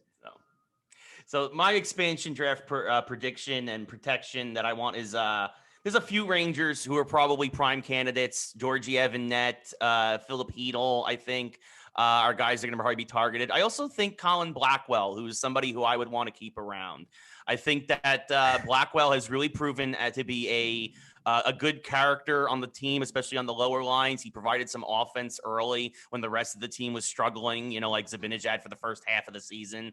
But, I think that I would like to keep Colin Blackwell around. I was actually really impressed with the way he's played this year, and I think he really has kind of ingrained himself with the team and the culture. Keep Fox. Whatever you do, don't let Fox go. Well, yes, no. I mean, obviously, keep. Get a Norris, again, look, these are the obvious ones, right? Panarin, we're gonna keep him. Right? You did say that. So, but the Rangers are dumb enough to not protect someone like Fox. Let's just be honest about it. Well, especially now with Chris Drury in charge. Yeah. Right. So we'll see what happens there. A By the way, great Annie, Buffalo I know we totally want to keep an hour, but we've got a lot more show. I don't know if you're busy or anything, let us know. You booked me 2 hours. So. Oh, well, fantastic. Your producer booked me 2 hours. I said, all right. Oh, good. Caitlin on the ball. This is why I had Caitlin handle that, because she's way smarter than I am. So there you go, Caitlin. She'll listen to this. Yes, no, she will listen. I have a feeling she's going to loop that. For 10 producer seconds. Caitlin, great job as always. So fantastic. So moving on now from hockey to speaking of drafts, we go from the expansion draft to the NFL draft. I was hoping you were going to make a beer joke there. That's too bad. I mean, we could get one after the show. I'll fly to Philly, or actually, me and Annie are on the West Coast. You should fly here. I mean, I win either way, guys. Let's be honest about it. Yes. True. But so the NFL draft was the past week. Annie, I know you're a Duck Dodger fan. Had to work that. Duck Dodgers in the 21st century. So we've been. I was gonna every time I think about that every time. I'm like, I'm a Duck. We were talking about this. Side note, we were talking about this before the show, and she goes, "Yeah, she's a Ducks and a Dodgers fan." I said, "Wait, are you serious? Is it happening?" Oh, Duck Dodgers. Yeah. Oh yeah. I was like, Duck Dodgers. I said, "This is Geeks Like Sports. We have to mention Duck Dodgers." And then our producer Caitlin, he's a little younger on the younger side. She was like, "I said it's Daffy Duck, Caitlin. Okay." Yeah, literally. But yeah, so. Who's your football team, Annie? I am a Baltimore Ravens fan. Wow, man, I feel less and less bad for you by the minute. Lamar. That's savior. Awesome. Is that show that again for the people at home? Right, you gotta describe. What I think.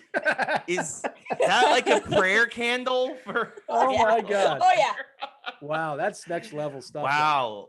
Lamar I've only got two things in my background: my John Gibson and Lamar Jackson. Right. The only guy. They protect the house. Yes. Exactly. You're gonna use that, spread that one like wildfire. People are gonna come over. Absolutely. They protect the house. Oh my God. I'm using that 100%. Oh my God. You totally have to use that. Oh, so your Ravens obviously kind of they've had some good runs, but they obviously haven't been able to reach the pinnacle of football yet. Obviously, Jackson continues to perform pretty well overall, but for a variety of reasons, he doesn't have a lot of weapons around him, or sometimes the defense just doesn't seem to show up. What do you think of your guys' draft? What do you guys think of what Baltimore did in the draft this year?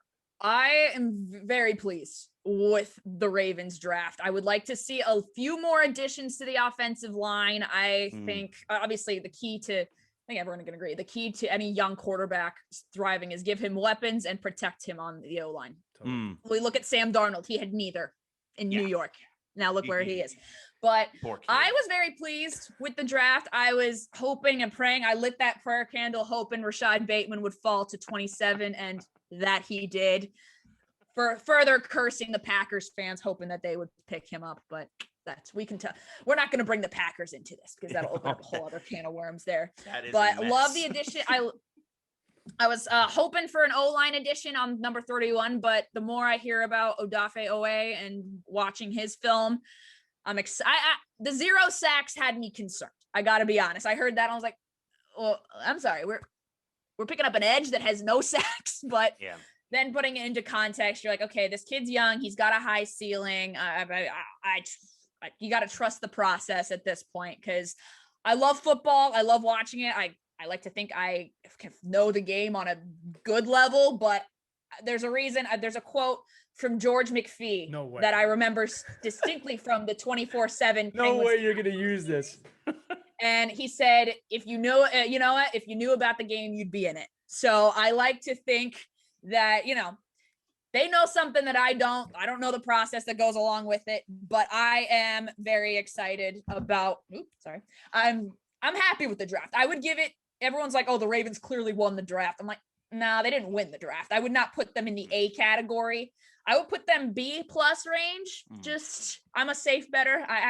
I don't think anyone, I would put the Chicago Bears maybe in the A category just off that first round alone. That's getting your balls back. That's putting your money where your mouth is at that point. Right. But I'm very happy. We went out, got a wide receiver one. And Lamar, my favorite was Lamar, and I think it was Lamar.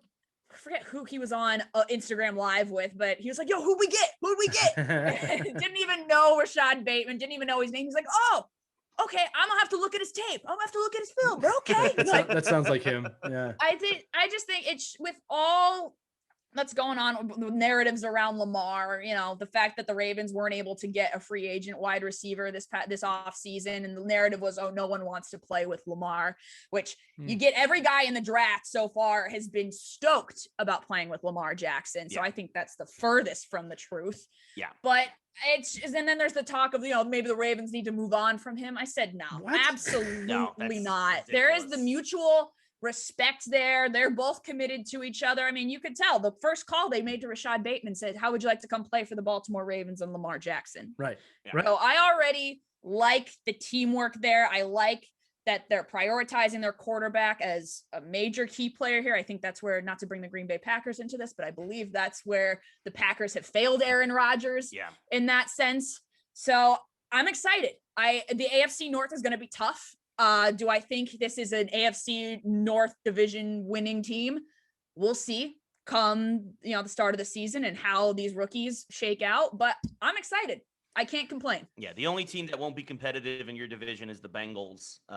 Agreed. I can't believe how they did not go offensive line. How did you not pick? Yeah. Unbelievable. And then the Lions took Sewell, which was surprising. And now Stafford's like, wait, you're taking offensive linemen now? But meanwhile, Jared Goff's like, I mean, yeah, exactly. I mean, obviously Stafford's still upgraded probably overall as he goes to the Rams, but he's kind of like, wow, that's interesting, guys. That one blew my mind. I mean, I get it. You're bringing Joe Burrow back with his boy from LSU, but your QB just went out for the rest of the year with a knee and torn ACL, everything else in his knee. Yeah.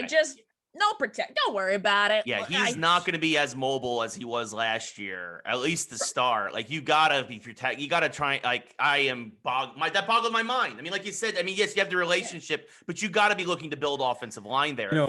Right. I'll say a few things here. One is that, and if you guys disagree with me, let me know. Draft grades to me don't matter.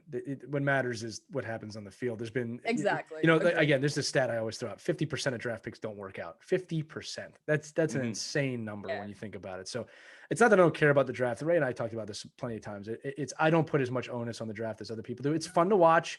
You hope everybody works out, but you never know. Two, Annie, this is freaking me out. I have used that George McPhee quote no less than 30 times and probably about 10 times on different podcasts. Ray's heard it many times. As soon as you said it, I was like, there's no way she's got, that was like a draft. She's like, George McPhee, 24/7. I was like, she's going to say it. If they knew anything about the game, they'd be in the game. I was like, oh my God. I use it all the time. It's true. Here's the thing. It's true. And I went, that was actually the winter class between the Flyers and the Rangers. I'm sorry, Capitals, right? Yeah. Capitals and Rangers, I think it was. And at that time, I was in a weird hiatus where I actually was not in the game, and it was just, in a dip. And that quote got me up. Like, I got to get back in the game. I just completely understood what he was talking about. So I've never heard anybody else use that before. So that's great. Right I've to never my heard heart, anybody else Annie. use it either. Right to my heart. Right. And then the third thing I have to ask is Ducks, Dodge. How the hell did you become a Baltimore fan? Where did that? That's I've got a story. There's a story. Please, a story. It's recent. So I grew up a huge San Diego Chargers fan. I am just north of San Diego as we speak. So grew up loving that. We'll get in there. Grew up a Chargers fan. And when the news started to turn around that the Chargers might be moving, I thought to myself, I said, what am I like? There's no way. Like, they can't do that. No, like, it's not going to happen. And then I remember it was January 17th. I remember the day. And the news broke that the Chargers were announcing their move to LA, and they released the awful logo with the Tampa Bay Lightning and the Dodgers logo just mushed together. Look what we made. Literally. Like, we just learned Photoshop. Yay! It's got colors and lightning. Get it? It's a lightning bolt. We get it. Yeah. We get it.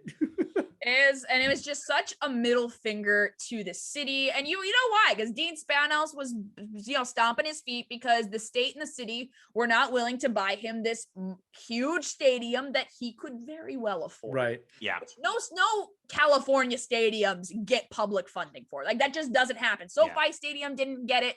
Nobody gets it. So I don't know why he thought he would be any different, but it was just such a middle finger to a city and a fan base that, despite blackouts, despite horrible ownership by him, despite letting free agents walk, despite the fact that Eli Manning didn't even want to play for the Chargers. Right.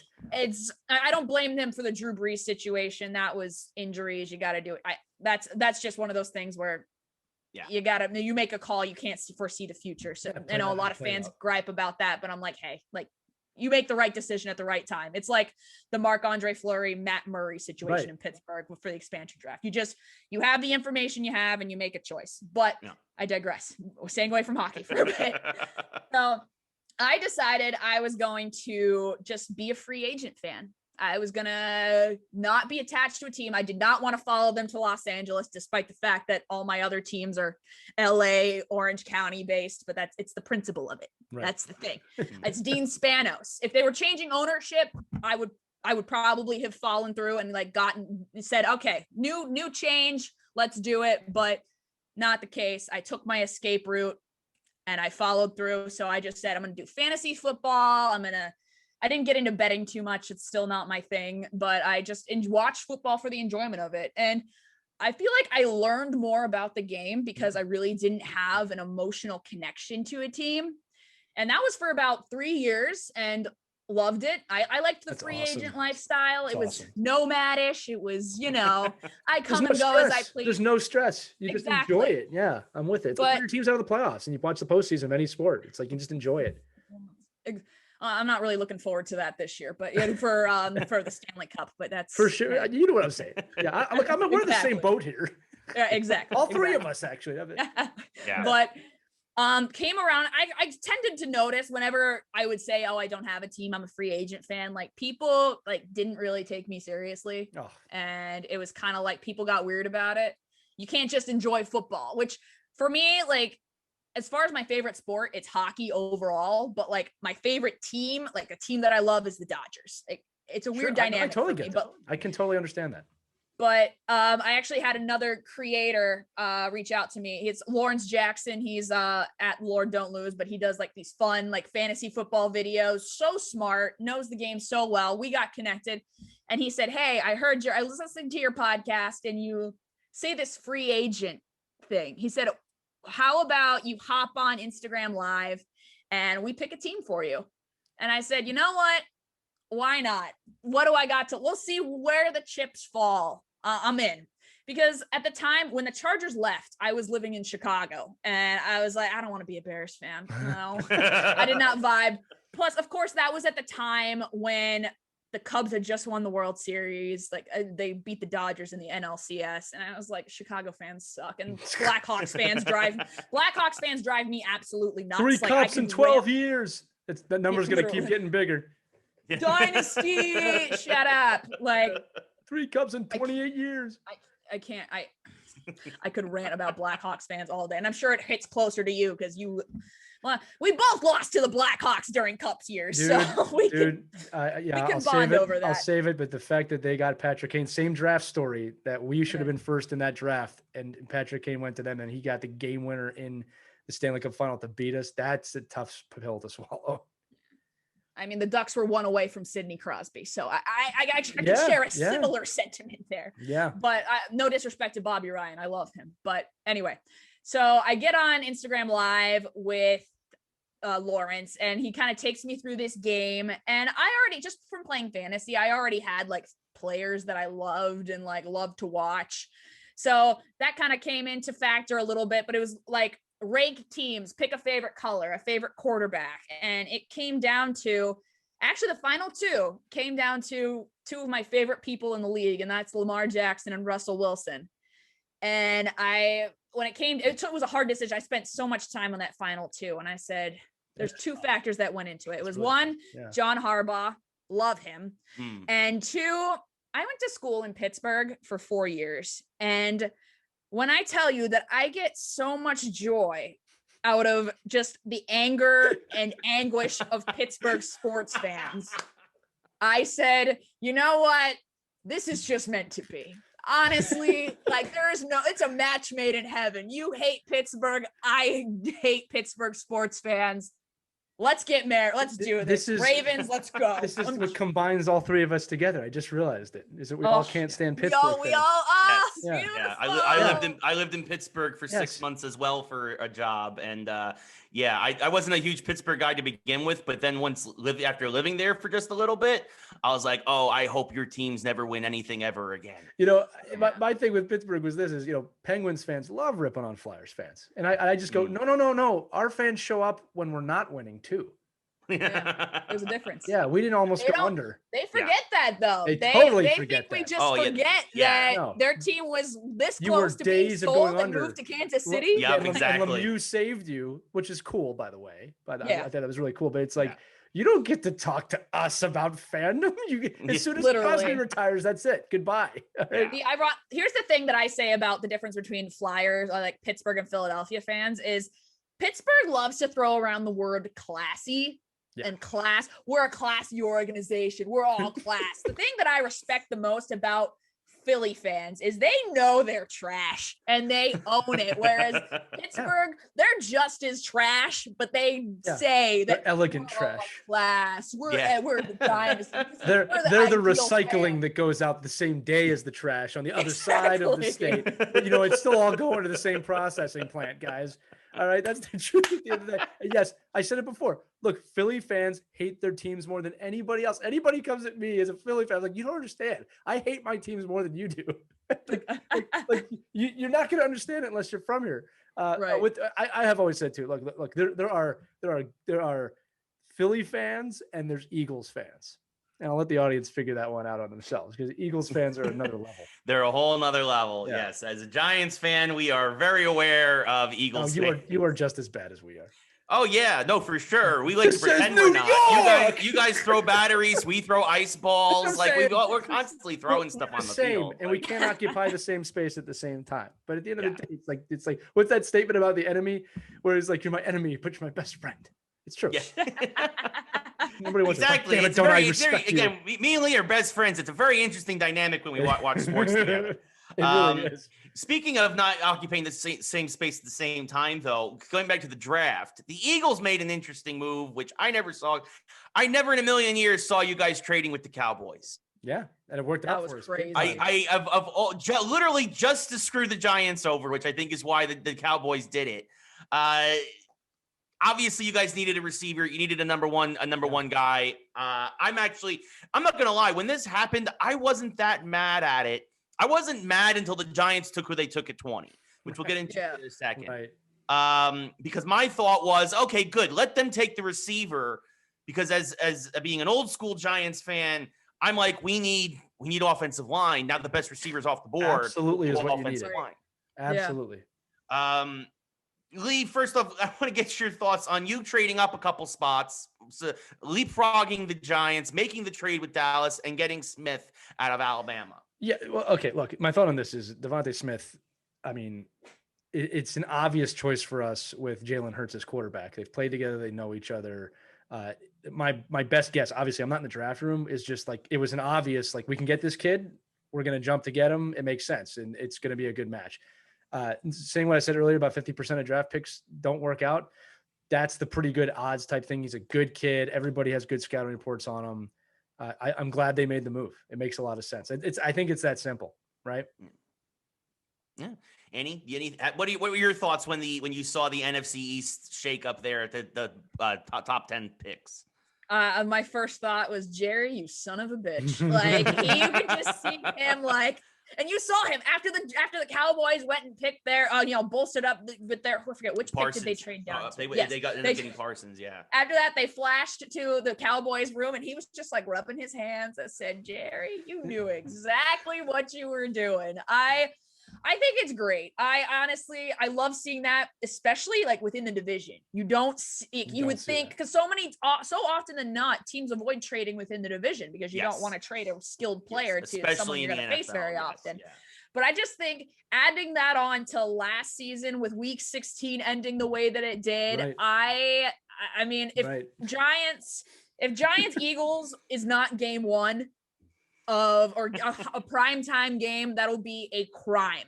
It better 8 be 8 p.m. on NBC. If it's not week one, if it's not Thursday night, Monday night football primetime, that is a sin. And I know Roger Goodell. I don't know Roger Goodell, but I would say for as much as we know that he loves bottom dollar and making some money, I would hope he would put that in a primetime game. It's gonna be a fun year. It's nice to see the NFC East have a heartbeat again. It's absolutely. Yes. I mean, it's gonna be, and to me, I mean, part of me is also like, the Cowboys and the Giants colluding, saying, the Giants probably have one of the best a healthy Giants team might have the best shot of winning the division. True. It's very true. Yeah. Let's just ruffle some feathers. What about the football team? Yeah, the football team might have a chance. When are they getting a mascot again? Probably right before preseason. They're gonna wait. Yeah, I was hoping they'd have it by the draft, but no, they're gonna wait as long as they can. Because they want to make it exciting right before the season. The other thing too is if you release it now, you got to deal with fans complaining about it for months. True. You just release it. Listen, we're the Washington whatevers. I don't like that name. Hey, look, week 1. Whoa. Exactly. They're gonna be. Yeah. That's what happens. There you go. Makes a lot of sense. But it's going to be an interesting year for the division because it is going to be very competitive. And yes, on paper, the Giants could be the best with Barkley. They got Rudolph from Minnesota. They got Galladay. Obviously, he's the number one receiver. And because of those moves, that's why I hated the Giants draft. And I, of course, have gone off many times on the show and am happy to do so again. I, for about 40 minutes, was a fan of Gettleman. I was like, okay, you traded back. You got a first and a fourth next year. You didn't get the receiver one. I'm okay with this. And also, at least in the early rounds, this was a deep offensive line draft. Because again, for me, I look at Barkley getting hurt almost every year. Daniel Jones got hurt last year. And I hate Daniel Jones to begin with, but I also understand that if you're going to give him any chance, he's got to be upright. I mean, he can't be scrambling 80 yards and then tripping over his own 2 feet every game. As I like, and if you're not familiar, I call him Danny Dumpster Fire because every time I see him, I just he really Danny does. Dumpster Fire. Yeah, I can't. Danny Dimes he's garbage. I look at him because as an older Giants fan, slightly, I'm not that much older, but I am as somebody who grew up in the Dave Brown era. Right, I see shades of that. Right, I see this as we had Phil Simms, For all these years, we won 2 Super Bowls, and then we took Dave Brown out of Duke. I don't know. I'm good for interception. And then Kent Graham, and then Kerry Collins, and then finally Eli was like, no offense, I'm not playing in San Diego. And it was like, Eli. And then obviously, and I think a lot of younger Giants fans were spoiled by Eli. And then now I see Daniel Jones, and I'm like, it's happening. Out of Duke. Out of Duke. It's where it's happening again. We got another derpy moron out of Duke who think the Giants, like who the Giants think is going to suddenly be the next guy. The same way they thought Dave Brown was going to be the next Phil Simms that they found at a Morehead State. And I'm like, no. History's repeating itself. And so far, that's exactly what's happening, including to the point where the Giants even have a 6-10 record in the second year, the same way that Dave Brown was 6-10 with the Giants in his second year. Like it's like, I'm sorry, I'm having a panic attack now. We're having these calm down. You're getting derpy. So anyway, I really hate Daniel Jones, but in short, Daniel Jones sucks. Yeah, got it. But I am willing to give him the benefit of the doubt because I mean we've seen a lot of QBs, especially from their second and third year. We saw it with Josh Allen. He could make that jump. So I really was like, look, he's got weapons now. The Giants still they kept everybody in the defense from last year. They still have, that was a top 10 defense last year, a bottom 3 offense, but a top 10 defense. So like, if you can fix the offense, we might be there. We have the weapons now. Barkley's going to be back. So all we need is an offensive line. Nate Solder's coming back, and he is a liability at left tackle. Will Hernandez is inconsistent at left guard. You let Zeitler go to your Ravens in free agency, who's a terrific right guard. So the only thing we have is Andrew Thomas going back to his natural right tackle position. Lemieux's okay at center, but and I think Thomas will be fine back at right tackle. So we've got 3 massive holes on the offensive line. And the Giants took 0 offensive linemen in the entire draft. They know what they're doing, right? I know you guys like to say that the line that you got to be in it to know and all that other stuff, but I don't know. As somebody who's not in it, get in the game, right? And isn't in the game. Get in the game. You could be the It real really EA feels Sports. like that Gettleman got a lot of draft picks for his successor because he's going to get fired after this year when the exact same thing happens and Daniel Jones is on his back. Same thing is going to happen in Cincinnati where Daniel Jones is on his backside for most of the season or Barkley's hurt again. And then he ends up being labeled a bust because this will be his 3rd year in a row where he's missing the majority of the season. This is not shaping up good for the Giants, and I don't care about this kid Tony out of Florida. I don't care how much of a deep threat he is, because they didn't even take the best player in the board at that time. That was the kid Pay, who the Colts took with the very next pick, the edge rusher, which was a thing we did get later in the draft. I did like the 2nd round pick at the linebacker out of Georgia. I am not hopeful as a Giants fan, Annie. That's basically that's my thought. Since you brought up Pay, can we talk about his Black Panther suit? I loved that. I thought he was the best dressed in the draft. Like the inside, like a little collar there. I know that's not doesn't really make you feel better. But Annie, you just tossed him the best transition ever. Well, no, I was gonna say, yes, but so those are my thoughts on the Giants draft. Am I overreacting? Am I panicking here? What are your thoughts? Oh no, your logic is sound. Your panic is not normal. But... the fact that it's May 6th and we're panicking like this, I maybe get into training camp, get maybe week 1, week 2. Fair enough. And then you can have this kind of panic right now. Don't stress yourself out. Fair enough. It's again, New York fan, right? This is what always happens. This is New York. You keep doing it. It doesn't. As Lee mentioned, you did give me the perfect transition there with Black Panther. Of course, we move now into it is Geeks Who Like Sports. We move into the geek section now. This 9-minute geek section we're about to have. I'm excited. It's of course we're all big MCU fans. Marvel actually just put out a sizzle reel for all their new movies. Captain Marvel 2 is now officially called The Marvels, which is Awesome. insinuating Photon and Ms. Marvel, as well as Brie Larson's Captain Marvel. We got Black Panther 2 is called Wakanda Forever. We got our first glimpse at the Eternals. Annie, what are you most looking forward to with the new Marvel movies that are coming out from this new trailer reveal this week?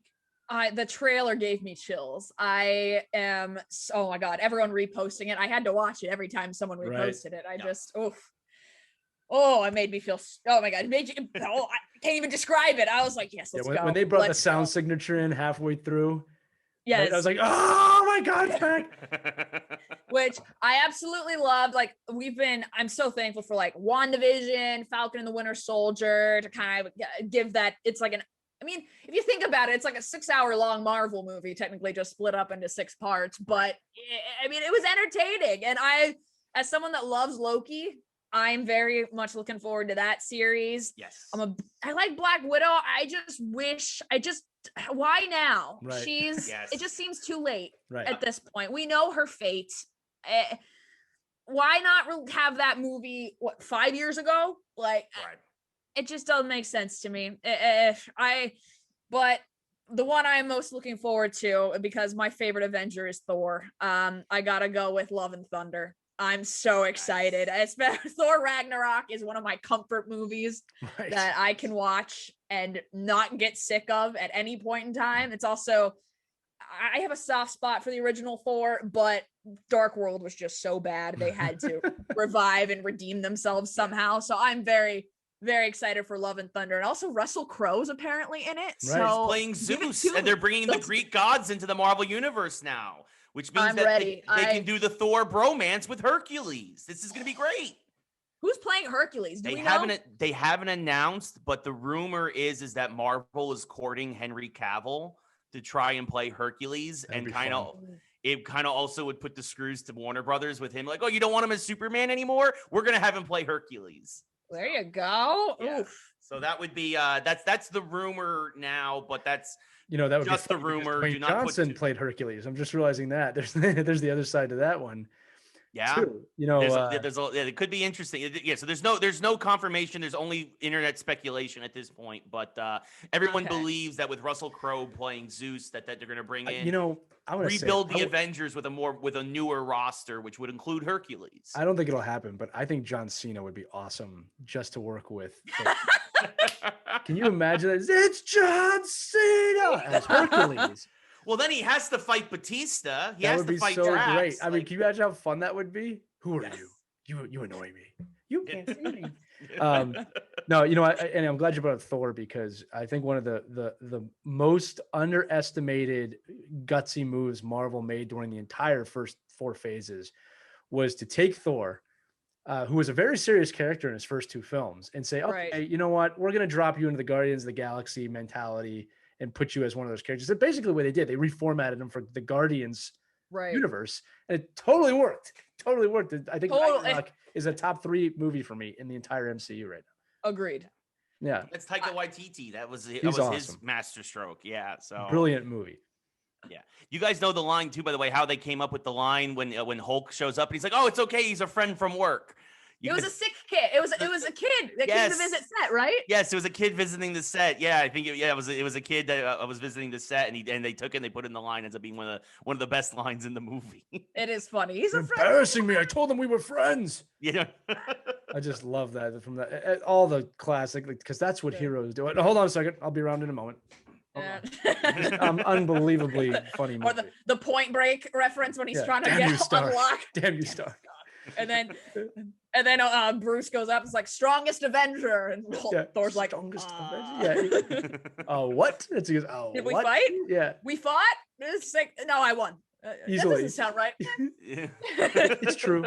No, I think Ragnarok is, like I said, it's a top 3, and that's including all the Avenger movies. I think I've said this before. I think Infinity War is the best movie they've ever made. But like Ragnarok is right there with me. Everybody gets on me about not being Endgame. Endgame was great, but it's fan service 101. It was epic, but Infinity War was a far better movie. I mean, it was just incredible.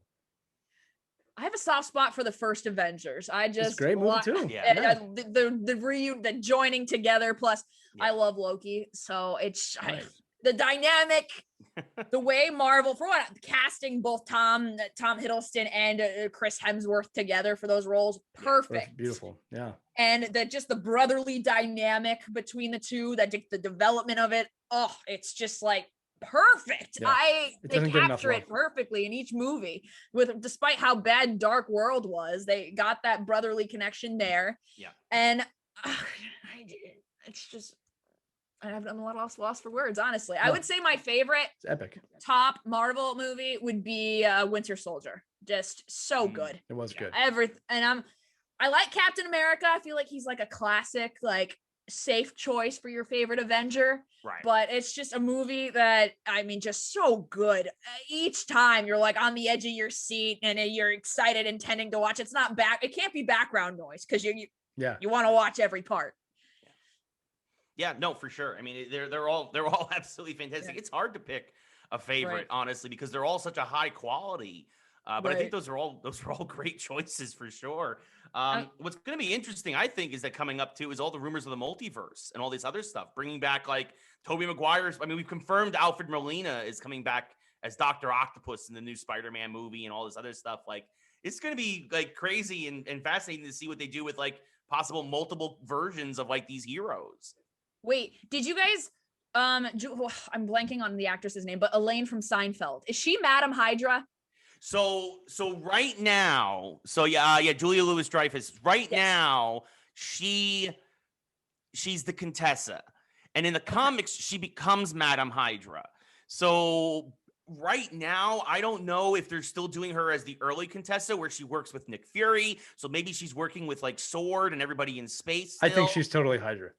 Yeah. I hope she's Hydra. That would make the totally best Hydra. thing, because then like you find out that she helps make US Agent and like all this other stuff, and you find out that like it's been about like this is why I thought they might actually be doing like Hydra Cap or something. Right. But, So Annie, she's supposed to be in Black Widow. That's the other thing that they said that right. Originally she was supposed to be introduced in that film, but then COVID pushed it back. So they kind of interchanged the show now with the film.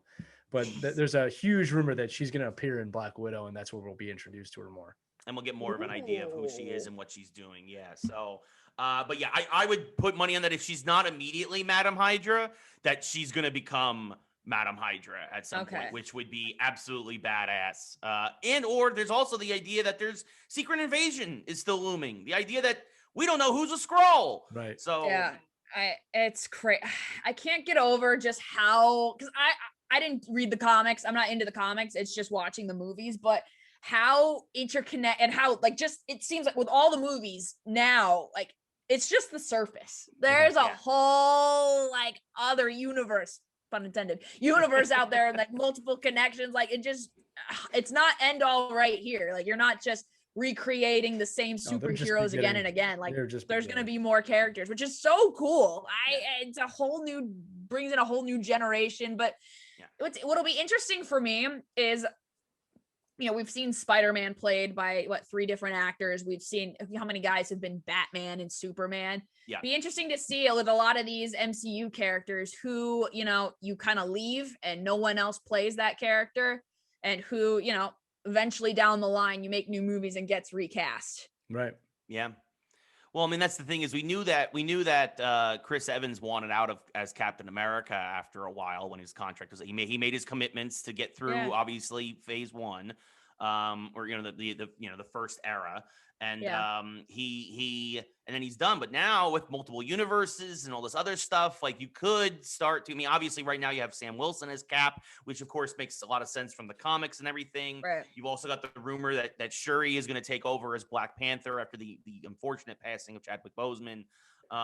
But yeah, you wonder if in 15 years or something, if they don't decide to bring the character back in some way with all of this classic comic book craziness with cosmic cubes and wormholes and time travel, and so we'll see what happens. I don't wonder. I just enjoy what I'm getting now, because as we've said many times, Annie, there was an age where geekdom was not a cool thing. We used to get made fun of for that. So I'm just enjoying this golden age, and when it ends, it ends.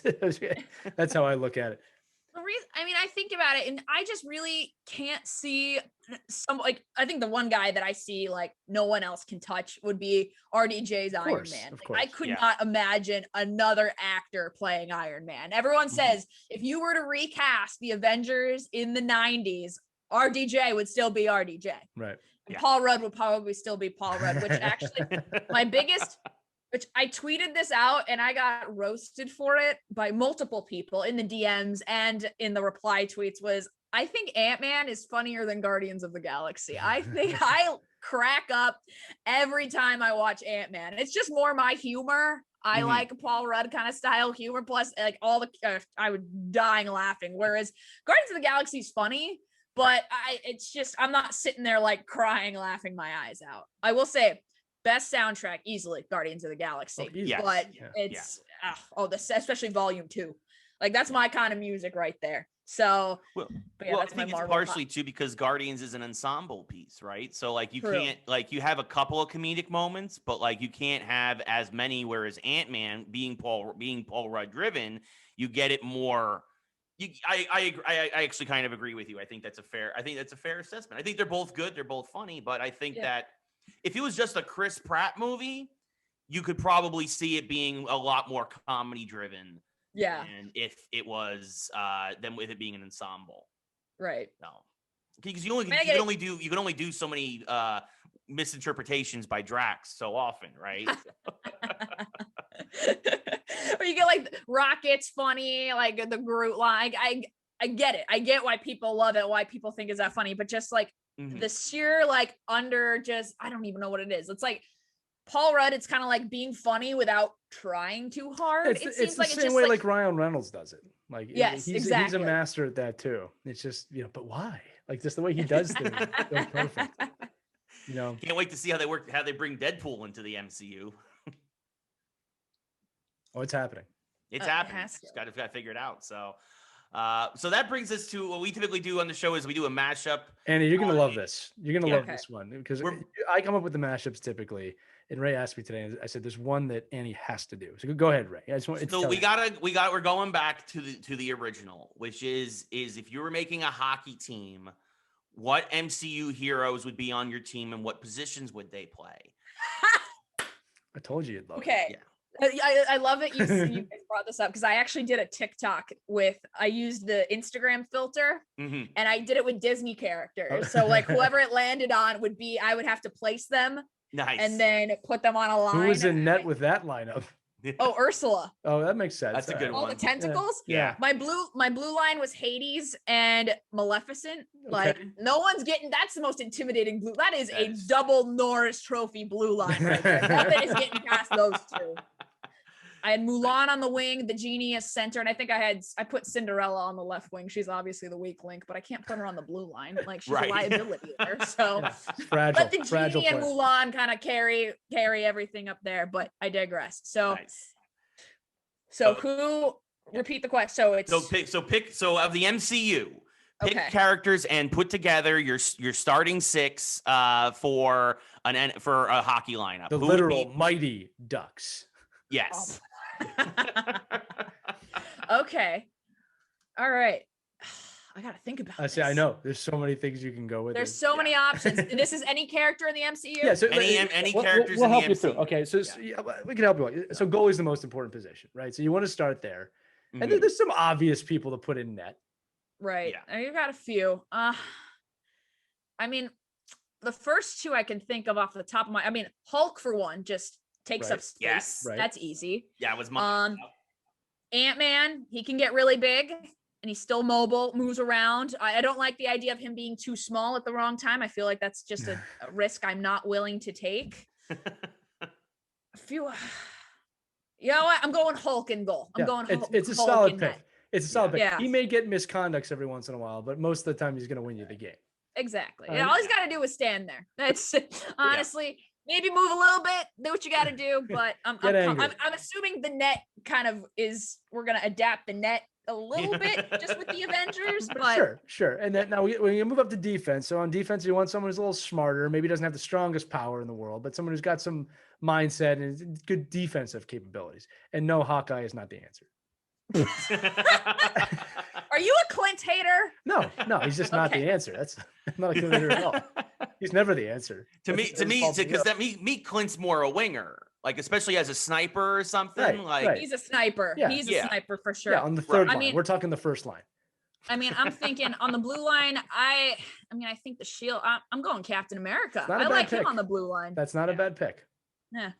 Are you writing these down? I love. I'm writing this down. Absolutely. I need to keep We track. did the same thing. We had our document. We raised it up on the screen. This is our first episode, 108 episodes ago or something like that. We did this. Yes. So, wow. 20 something episodes. I'm thinking about it. But anyway, keep going. All right. All right. So you got Cap on left D. I like Cap on left D. That's a because he's on your left. Oh Hey. man. Okay. That's my big dad joke of the day. Okay. I'm gonna tell my son later. He's gonna be so excited. Oof. All right. Who do I want? I need someone that's good to be paired up with him. There's got to be good. I was just gonna chemistry. say. Their Iron Man is obviously out. I just got this visual of them arguing on the blue line of hockey.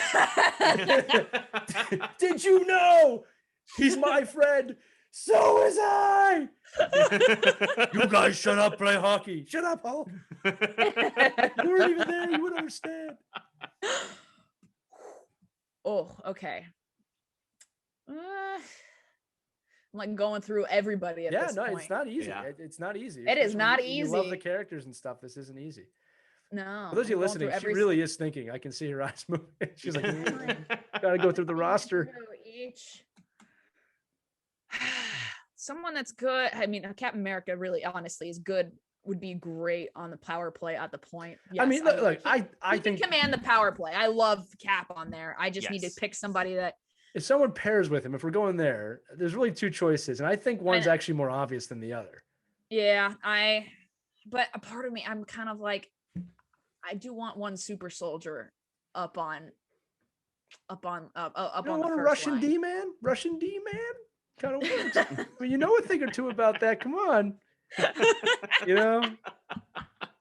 Maybe you put Cap on the right because he's right-handed. The other guy I'm thinking of in his left arm. It's a good power play line. I put with the Winter Soldier. That would be a good D pair. I mean, that you would. gotta. I mean, it'd be unstoppable if Iron Man could It would beat him. be. Iron Man could. All beat right, him. you're right. It's either Okay. Falcon or Bucky, in my opinion. Yeah, exactly. A Falcon.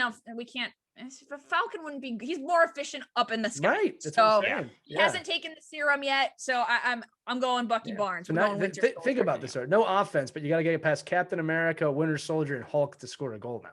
True. That's a True. strong Defense line. wins games. Right. Defense Yes. wins playoff Now, who's going to games. score your goals? You got to do it. This is Yeah. we've got options here. We've got options. Okay. Do we want to start with the wingers or the center? Let's go left wing first. Let's start left wing. That's Okay. that's going to be your big goal scorer. Yeah. Oof. I mean, if we're going just hands, accurate. I mean, This is distressing. I have to make sure the audio audience understands. She is taking this so seriously. Yes. Yeah. I'm This just is like gonna I'm literally ruin- picturing them on the you should see Right. my brain Oh, right now. I can see your brain right now. That's what I'm trying to tell the people at home. Wait till 4 hours from now. You're like, I should have picked this person. It's literally like when you're playing backyard sports and you're trying to imagine like all these transferable like Pablo Sanchez and Kenny Kawaguchi. As a little Like, tiny- okay, they're the soccer. I've seen them in soccer. How do I see them in hockey? Like, how are they in backyard baseball? Like, that's how that's the wheels working right now. Like, how would Natasha Romanoff be on skates? Ooh. See, just so you know, we both picked her on our lineups. A Russian sniper. Right. Oh. See, this is Yeah. why I said left wing. It's done. Okay. Natasha. Okay. Black that Widow. was, and I came to that myself. Yeah. Shit. I was like, oh, This is what we didn't help you, but like I think she made both of our teams right. I think we got to talk Yeah. it out here. Yeah. She's okay. Now you center your playmaker. It's the person leading the line out. Oof. I love how much distress this is causing you, by the way. Yeah. I'm taking this seriously. I We appreciate appreciate it. I'm not being funny. I'm being Yeah. serious. The This- Geeks audience appreciates it. Yeah. They're gonna be following you like crazy now. Part of me feels like, I mean, I can't leave Iron Man out of this team. Iron Man's like he's my Tom Wilson. I want him in the lineup. Just a matter So of is he center or right wing then? Yeah, I couldn't imagine him being right wing. I think he's a center. I think and so plus too. Keep Yeah. him and Cap separate too. Yeah, they don't have to We're like each going other. They don't have to like each other Iron to play. Man. All right. Iron Man's down the middle. You get passing the Black Widow on his left, but when the breakout play, you need that strong right winger to get the puck out of the zone, bring it up through the neutral zone, Give follow me up in the high Thor. slot. Thor. Give me Thor. That was There just you a go. love pick right there. Give That me works out. Thor. So you got the original 3 Avengers on the team. Actually, you got almost all original Avengers. All of them except Winter Soldier. Except for- Sorry, Yeah. Hawkeye. I'm Yeah. sorry. No, you're smart. You're taking Well, Russian- Clint's on another line. He's the Yeah. second line He's- sniper. Yeah, he's a 4th line offenseman. Let's be honest about it. He's fourth. Yeah. I Nick mean, if Fury, I'm gonna do who's your another coach? line- Who's the coach of your team? coach? I mean, who would call the plays? That's Vision would be too much. Too robotic. Scarlet Witch on the second line for sure. Yeah. I'm putting her. Oh, that's a good one. Yeah. I- In fact, she didn't make our list, but back then, I don't know if sure Scarlet Witch was really a main character yet when we started doing this show. She was Right. there, but she wasn't. Yeah. She wasn't as promoted as she is now. Is it White I think, Vision I think, or regular? I think Spidey's on the second line too. I Yeah. think Spidey's a second line center to me. I would put T'Challa, Black Panther on the Ooh, second line yeah. as well. He can take hits. Yep. He's got the vibranium suit on, Mhm. the claws too. He's ready to fight. I riding with had Gamora in my top 6D too. Ooh, She's, that's a good one. She'd be a great defenseman. My dog clearly agrees. Gamora, yes. Gamora has to be on the team. We were going through that. Yeah, there was a lot. Yeah, when we did this, you got to remember, I think we were only in phase 2, Ray, when we started the show. Oh wow. Yeah. So I mean, it was a while back. Because it was before Infinity War It was when way- it was we way started before. the It show. was way Okay. before. Yeah. So like I Yeah. was gonna say I would want Rocket just as like a Michael Camilleri kind of guy. I feel like he would be good, like third, fourth line in there. yeah, I think Yeah. like we're not gonna do this, but you could expand it to the entire Marvel. Oh, you could. Where we won't. Wolverine but gets in I'm there and comfortable. stuff. Yeah, but no, absolutely. That was a great answer. These are great answers, Andy. I'm Yeah. glad you got it written down. Thank you. Yes. I think for coach, I think to me, Fury's the guy, right? Yeah. I mean, It's the Fury's obvious got to be choice, the yeah. coach, and The then power broker. Power, The power now you broker. got the power broker in Right. there. Who knows? At least Yeah. it's assistant coach, right? Like, Yeah. Is there you can't have a conflict of interest? Captain America made out with the power broker in Civil Oh, no, War. I We love it. can't Now have it's like a that. real hockey team. Yeah, true. Did you sleep with my wife? Okay, moving on. You slept with my aunt. No, Yeah. Can you imagine Hulk after the game? Why you have to be mad? No, perfect. Universe, humongous big. I know. I'm in Ragnarok. well, so now that's the thing though. Is it now Smart Hulk or is it like old school Hulk? Well, no, Smart Hulk's too easy. Yeah. Too easy. It's Hulk smash. It's got to be. He's got to get kicked out Gotta of some be. games. Yeah. Yeah. Like the goalie fights would be epic. You put Yes. thing in the other net. I mean, Hulk wins that fight easily, but you do it. Yes. Yeah. Well, hey, Fantastic Four is not in the MCU yet. We know they're coming, but they're not there yet. So, I mean, we don't want to use the old Fantastic Four. No, that was yeah, bad. yeah. I remember seeing that in theaters as a kid. I was like, Yeah. Oof. I don't wanna I talk mean, about the one with Michael Chiklis was okay. The new one was Trash. horrendous. And that's why they're redoing it a third time immediately. Good thing Yeah. for multiverses. This will all be fixed up in Spaceballs too. The search for it's more. the search for more money. May the Schwartz be with you. It's that type of show, Annie. And Know yes, I made a reference one time. I forget. I was on a show, but it was like comb the desert and the comb. yeah. I What have made we you ain't found? found shit. it. Don't you think we're being too literal, sir? No, he said comb in the desert. We're combing the desert. Yeah. Desert. Best movie ever, man. Oh, love it. Mel Brooks. Oh God bless him. You wouldn't have treasure. Ragnarok without him. no. Yeah, that's true. I mean, we got so much can be credited to Mel Brooks in terms of modern movie making and everything and comedy. But I think that's a great note to end the show on. So, have to end it thank you, Mel somehow. Brooks. Yeah. I can't snap us away, so we have to figure out Yeah. a way to go. Yeah. Annie, this has been a pleasure. I love Yes. talking to you. I hope we can have you again on our show sometime. Anytime. This was a blast. 2 hours flew by. It did. People are texting me now. I'm like, I'm on a show. I'm on a show. Yeah. We're doing it I'm live. busy. We're doing it live. No, go ahead, Ray. Sorry. Yes, Ray will no, close us Annie, out. thank you so much for coming on the show. We really, really appreciate it. It is, like Lee said, it's been a huge pleasure. Folks, you can find Annie again, the OD on Sports podcast, KOCI 1015 on Sunday afternoons here if you're in Orange County. And of course, Sweet Annie OD on TikTok and Twitter. Follow her. She's hysterical. A lot of fun For stuff you, there. Annie. Oh, yeah. Oh, Yeah, no! Who's on for the you. back? Is there somebody on the back? Yeah, Or... it's my name.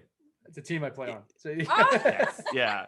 Sorry, Ray. I go ahead. love it. I had to No, do you're that right. before we got It was actually funny. We actually just had Steve Brill on the show, who is the creator of Mighty Ducks. We So did. Oh, no way. yeah. So that was a lot of fun. So yeah, and Lee loves that jersey. He's showing everybody that jersey. Yeah, man, it's an original Ducks jersey. She'd appreciate it. mine. Yeah. Oh, it's It's beautiful. T5 right there. Go ahead. Oh goodness, yeah. So yeah, again, Annie, thank you again for coming on. We really, really appreciate it. You're again open invite. You're welcome anytime you want to come on. Just let us know. So for Lee, I'm Ray. Have yourselves a great day, everybody. And this has been the Geeks Who Like Sports Leaderboard interviews. See y'all next time.